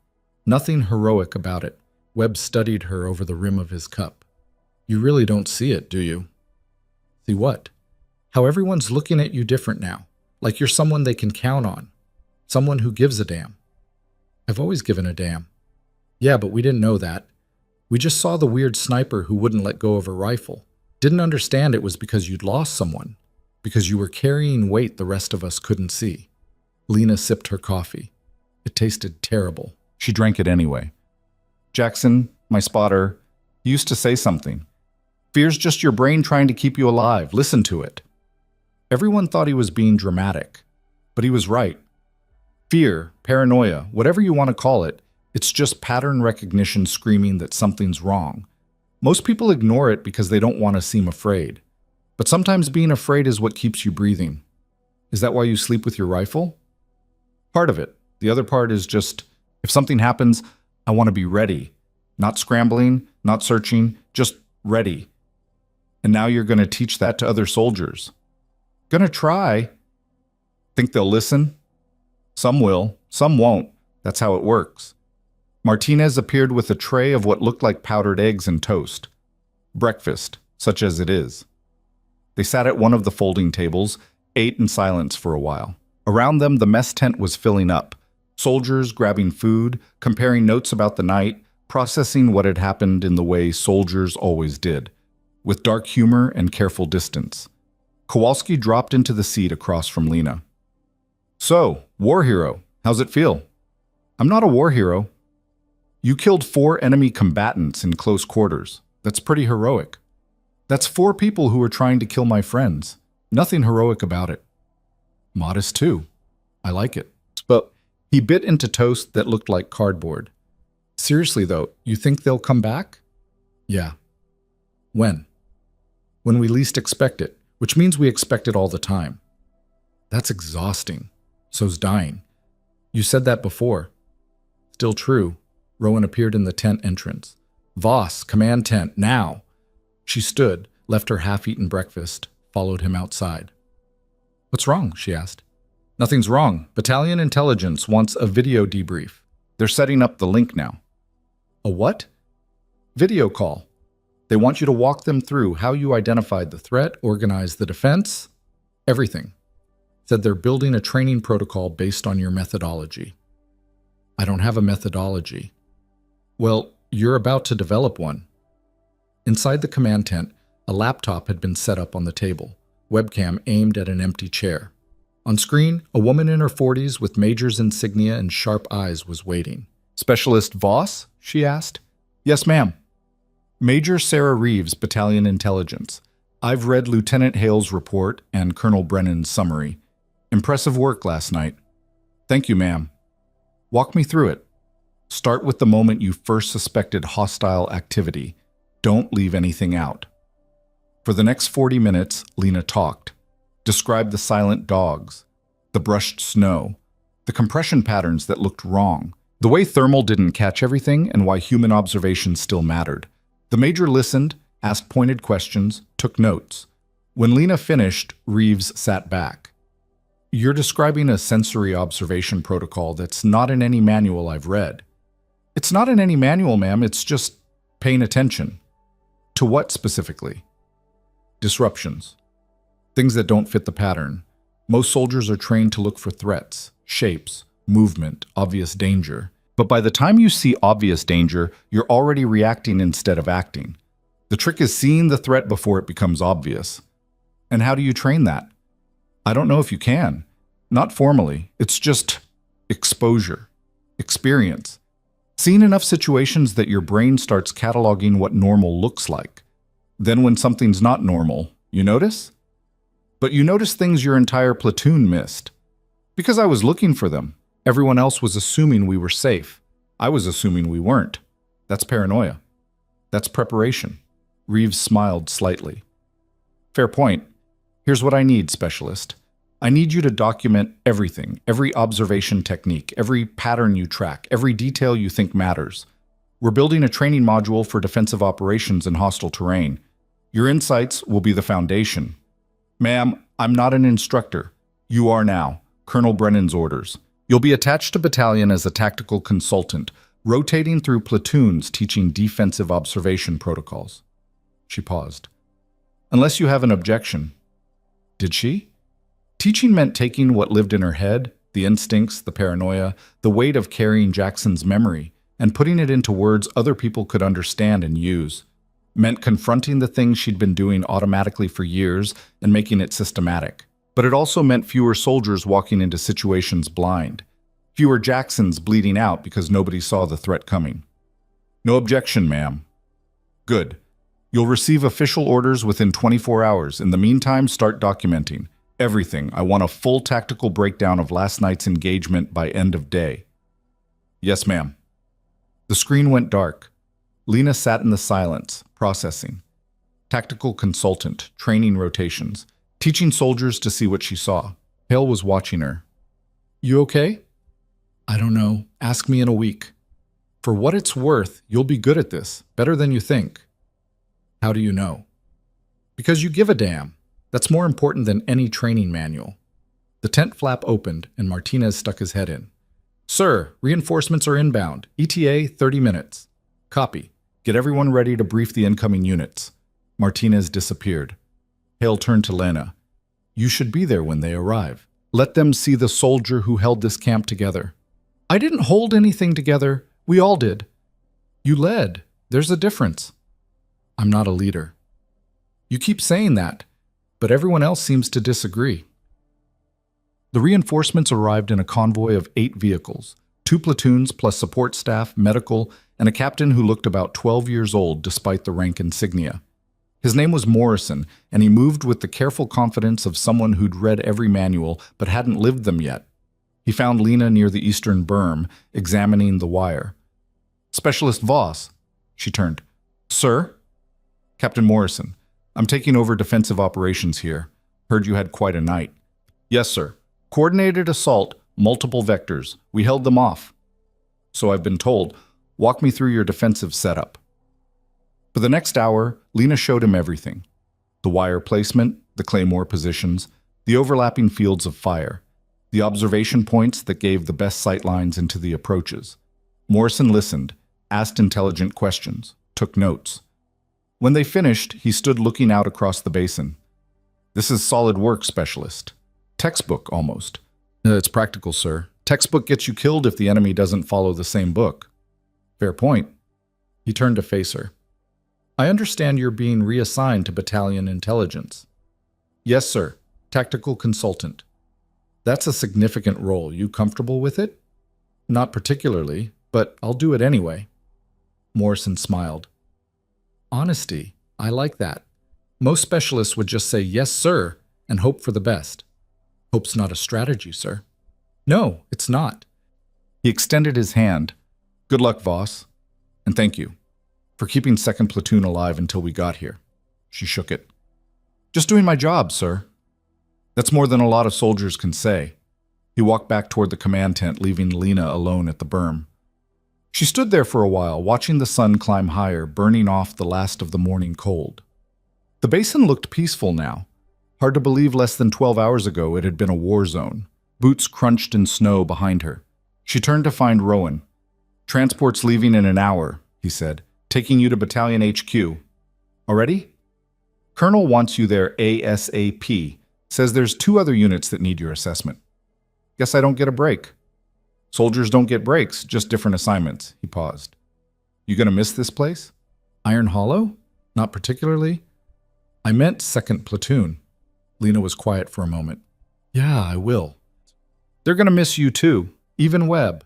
Especially Webb. Who else is he gonna mock? He'll find someone. He always does.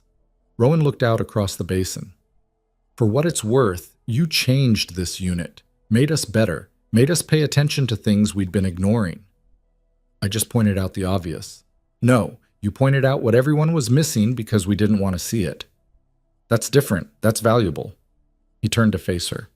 I've been doing this for 15 years. Seen a lot of soldiers come and go. Most of them are just names in a roster. But you?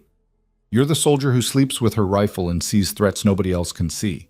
That's the kind of person who saves lives. Or gets court-martialed for insubordination. Sometimes it's both. He smiled.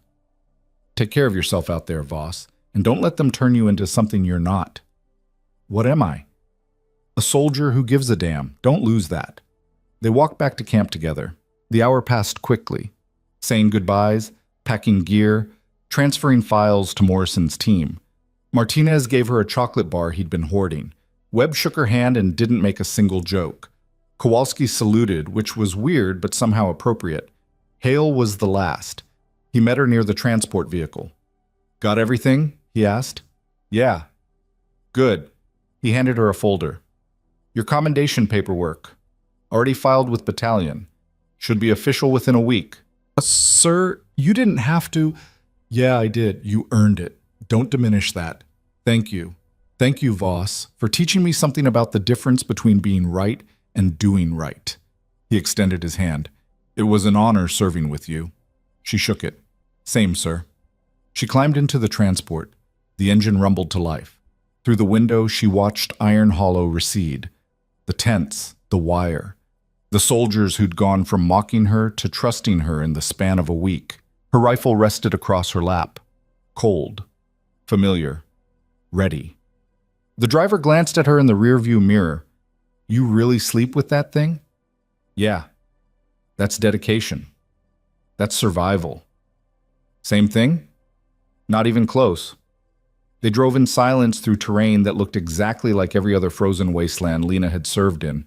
White, hostile, beautiful in a way that could kill you if you stopped respecting it. Her phone buzzed. Text from a number she didn't recognize. Specialist Voss. Major Reeves. Attached are your new orders. Report to Battalion HQ by 1600 hours. 3 units need defensive assessment before week's end. Welcome to the team. 3 units. Different terrain. Different threats. But the same fundamental problem. Soldiers who didn't know what to look for until it was too late. She could fix that. Maybe. If they listened. And if they didn't? Then she'd be the paranoid consultant everyone wanted to transfer, just like she'd been the paranoid sniper everyone wanted to dismiss. Same story, different chapter. But this time, she'd have the weight of rank behind her, the authority to make people listen even when they didn't want to. She thought about Jackson, about the moment she'd heard he was gone, about the decision she'd made standing in a frozen field, holding a flag that used to cover his casket. Never again, not on my watch, not if I can help it. That decision had turned her into the soldier who slept with her rifle, who broke rules when rules meant death, who saw patterns nobody else could see because the alternative was watching people die preventable deaths. And now she'd teach that to others, turn paranoia into protocol, instinct into instruction. The weight she'd been carrying alone into something distributed across dozens of soldiers who might, just might, stay alive because of it. The transport hit a bump.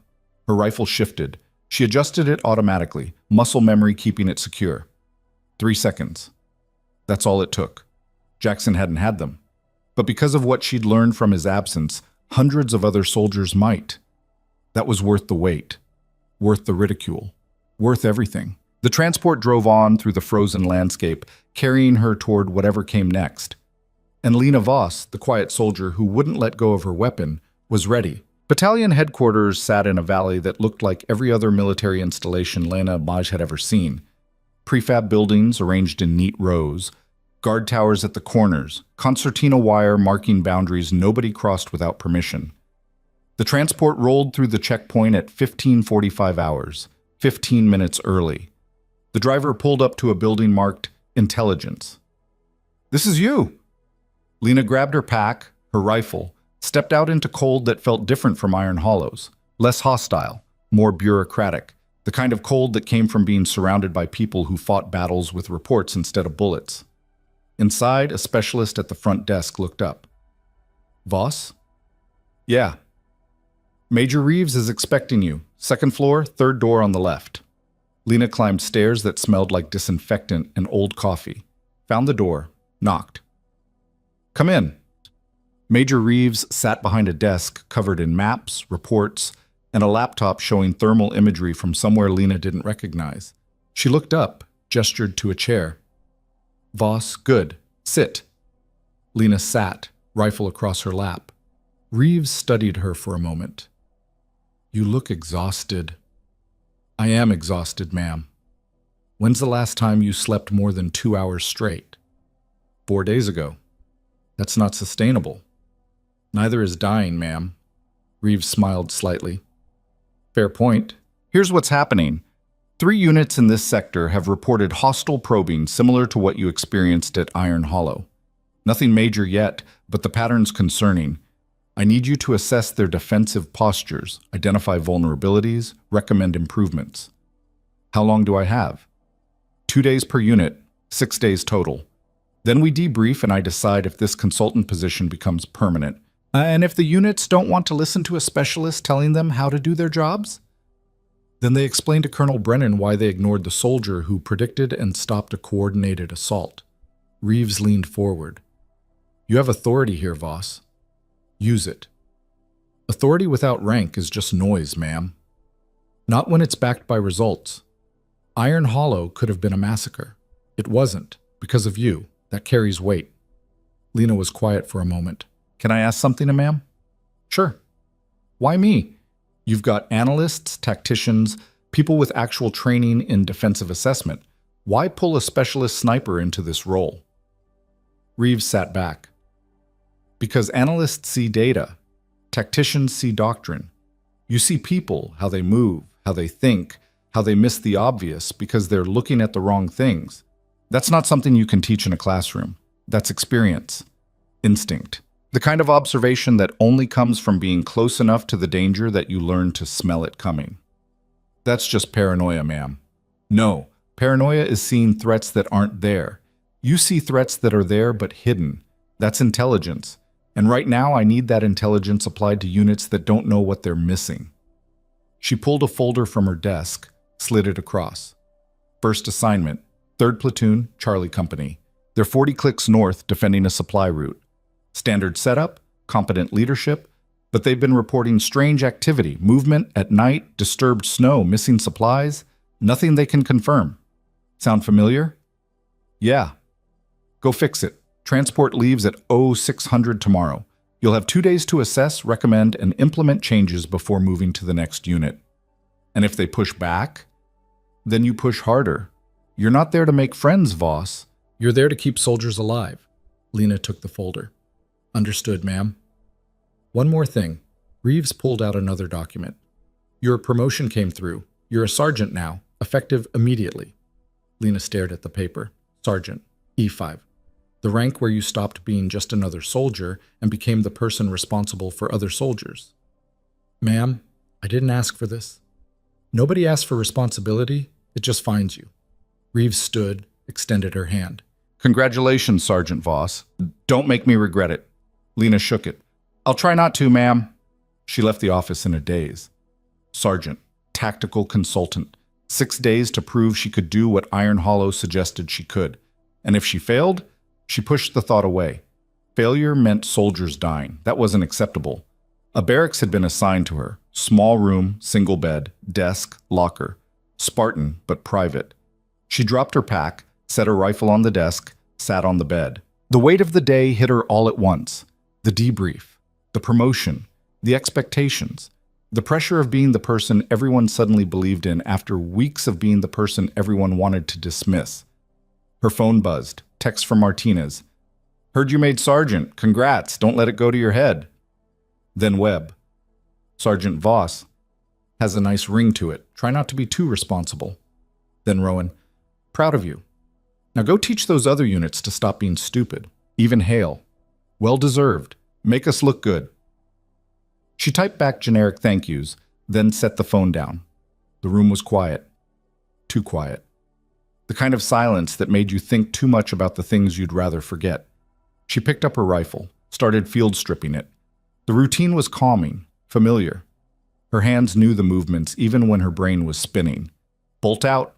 Barrel clear. Chamber inspected. Jackson used to say she had a ritual problem, called it obsessive. But he'd also trusted her with his life, which suggested he understood the difference between obsession and preparation. She wondered what he'd think of this, her becoming the person who taught others to see threats, turning the weight of his absence into something useful, probably make some joke, something about how paranoia finally paid off.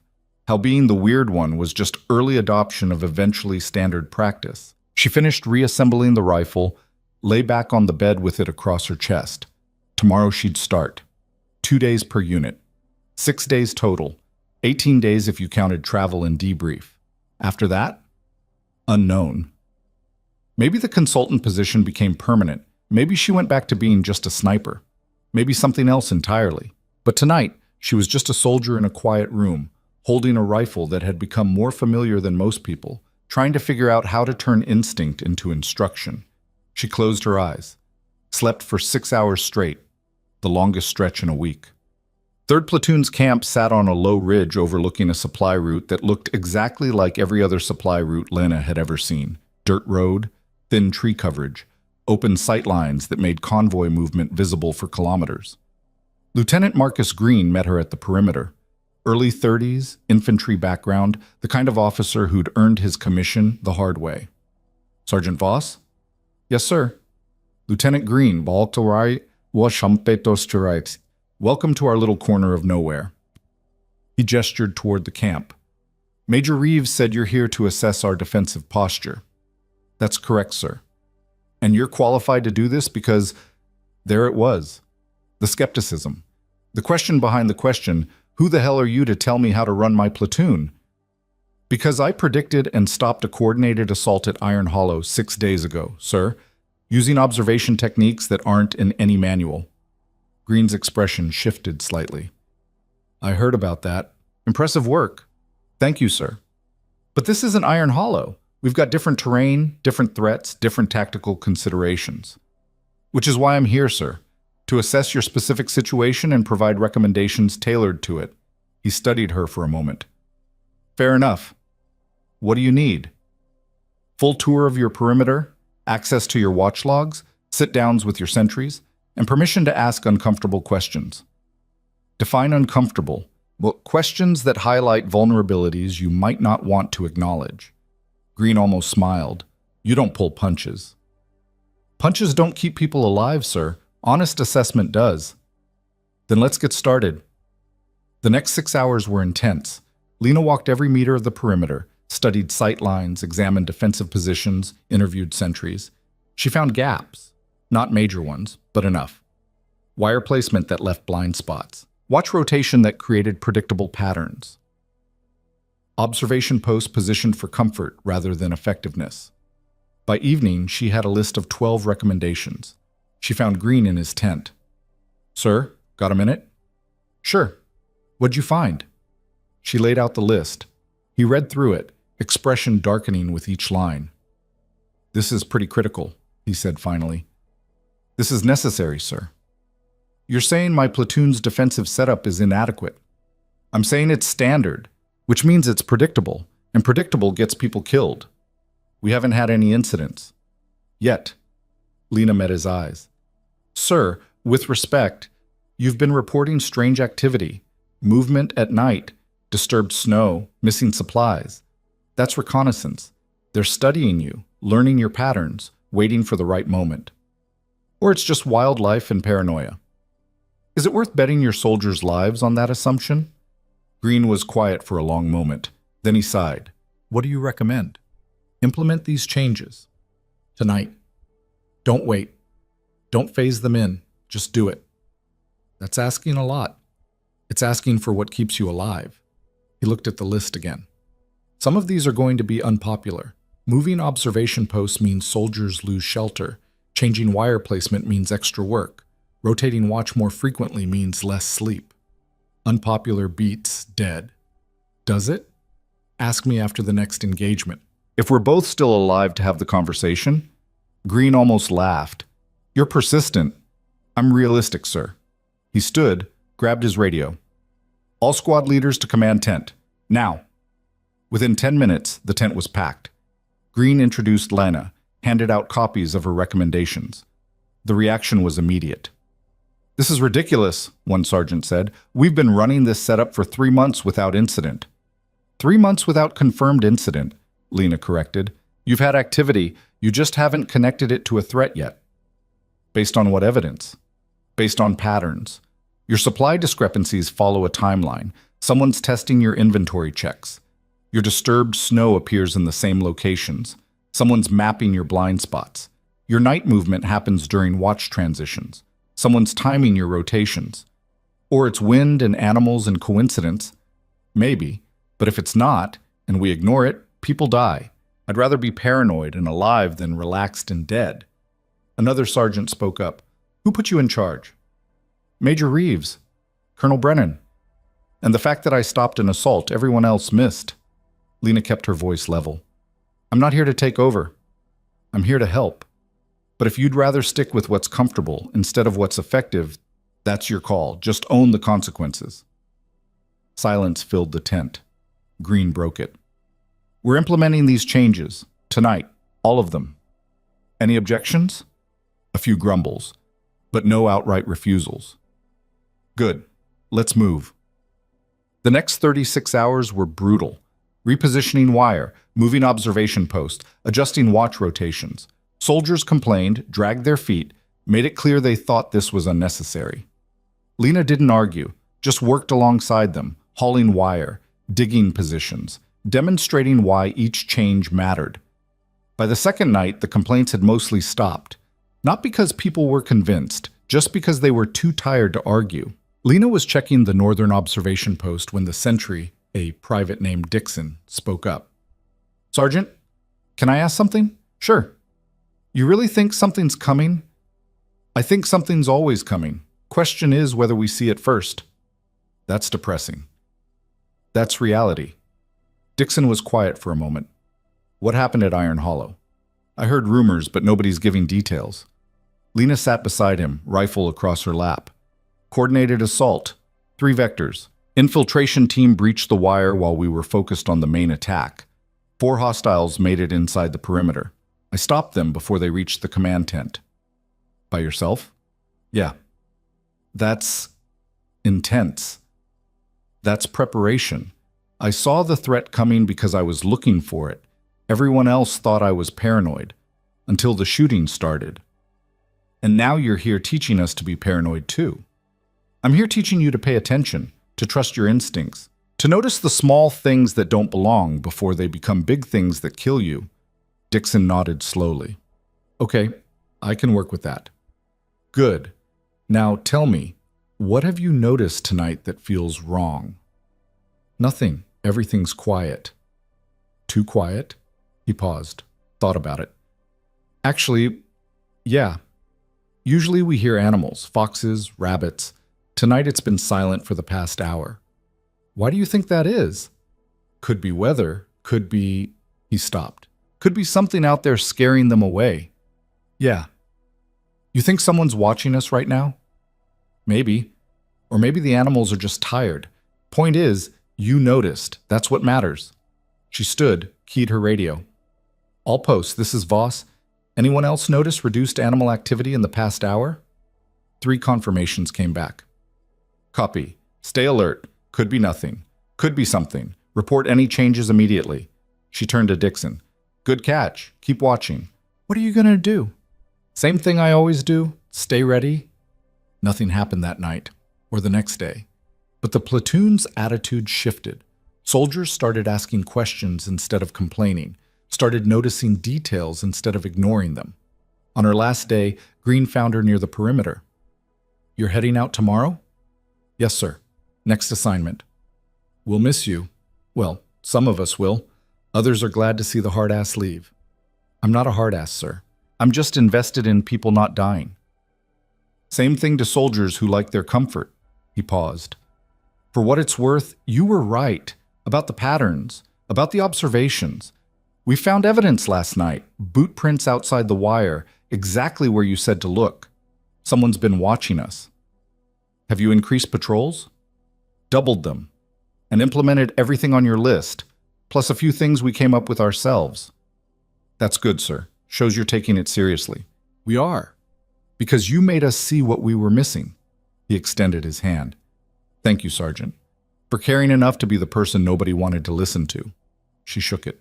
Just doing my job, sir. No, you're doing more than that. You're changing how we think about defense. That's worth more than any tactical manual. The pattern repeated at the next 2 units. Skepticism, resistance, pushback. Then gradual acceptance as soldiers started seeing what she saw.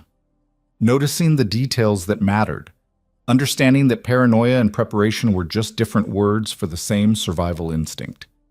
By the end of day 6, Lena had assessed 3 platoons, implemented 47 defensive improvements, and trained 68 soldiers in observation techniques that would, hopefully, keep them alive. She returned to battalion headquarters exhausted, wired, running on fumes and stubbornness. Major Reeves met her in her office. How'd it go? Better than expected? Worse than I'd hoped. Explain. All 3 units implemented the changes, but only after I pushed hard enough that they had no choice. The resistance wasn't to the ideas. It was to accepting that they'd been missing things. That's ego. That's human nature. Nobody wants to admit they've been blind to threats. But they admitted it eventually, because I made them see it, showed them the patterns, the evidence, made it impossible to ignore. Reeves nodded slowly. That's the skill I need, not just seeing threats, making others see them too. She pulled out a document. Your performance review, based on reports from all 3 unit commanders. Want to know what they said? Not particularly. Too bad. I'm telling you anyway. She read, Green says you're abrasive but effective. Captain Morrison from the 2nd unit says you're relentless and necessary. Lieutenant Fan from the 3rd says you're the most paranoid soldier he's ever met, and that might be what saves his platoon. Those are mixed reviews. Those are exactly what I expected. You're not here to be liked, Voss. You're here to be right. And you are. So what now? Now we make this permanent. You're assigned to battalion intelligence as a full-time tactical consultant. You'll rotate through units, assess defenses, train soldiers, identify vulnerabilities. Your job is to be the paranoid voice that keeps people from getting comfortable. And if I don't want it? Reeves raised an eyebrow. Do you not want it? Lena was quiet for a moment. Did she? Want the responsibility, the weight, the constant pressure of being the person who saw danger everywhere and had to convince others it was real? No. But did she want soldiers dying because nobody was paying attention? Even less. I want to do what keeps people alive, ma'am. That's not an answer. It's the only one I've got. Reeves smiled. Good. Because that's exactly what I need. Welcome to the team, Sergeant Voss. Permanently. 3 months later, Lena stood in a briefing room at division headquarters, facing 20 officers and senior NCOs. The room was packed, standing room only, people crammed against walls, every eye on her. Colonel Brennan stood at the front. Settle down. We're here today because Sergeant Voss has been running a tactical observation protocol across 12 units in this division. Results have been significant. Sergeant, you want to walk us through it? Lena stepped forward, felt the weight of all those eyes. A few months ago, this would have terrified her. Now it just felt necessary. 3 months ago, I was a specialist sniper everyone thought was paranoid. Today I'm standing here because paranoia, properly channeled, is just advanced threat detection. She clicked to the first slide. These are the 12 units I've assessed. All reported low-level anomalies. Disturbed snow, missing supplies, night movement, things they dismissed as weather, wildlife, coincidence. Next slide. This is what we found when we actually investigated. Boot prints, surveillance equipment, evidence of systematic reconnaissance across all 12 positions. Murmurs rippled through the room. The enemy's been studying us, learning our patterns, mapping our vulnerabilities. Not for immediate assault, for planned operations when conditions favor them. Next slide. Since implementing observation protocols and defensive adjustments, we've identified 17 separate reconnaissance attempts. Stopped 14. The 3 we missed taught us how to refine the protocols. She went through the data, showed the patterns, demonstrated the techniques, made it impossible to ignore. When she finished, the room was silent. Then a major in the back spoke up. This is standard intelligence gathering. Nothing new. You're right, sir. The techniques are standard. What's new is teaching soldiers to recognize them at the ground level, before they become intelligence reports, before they become casualties. That's what sentries are for. Sentries watch assigned sectors. They don't pattern analyze. Don't connect dots across multiple observations. Don't see the threat until it's obvious. By then it's too late. So you're saying our current defensive doctrine is flawed? I'm saying it's incomplete. We train soldiers to react to threats. I'm teaching them to see threats before they have to react. That's a significant claim. That's a proven result, sir. 12 units. 0 casualties from infiltration. Compared to the 3 units in adjacent sectors that didn't implement the protocols, 7 casualties, 2 killed in action, 5 wounded. The room went quiet again. Brennan stood. Sergeant Voss's protocols are now division standard. Every unit will receive training within the next 60 days. Implementation is mandatory. Any questions? A few, mostly logistical. How to scale the training, how to measure effectiveness, how to integrate with existing doctrine. Lena answered them all, clearly, confidently. The soldier who used to avoid speaking up because nobody listened was gone, replaced by someone who spoke because people needed to hear it. After the briefing, officers and NCOs surrounded her, asked follow-up questions, requested training schedules, wanted her protocols documented. She answered everything. Professional, patient, the person they needed her to be. When the room finally emptied, Brennan approached.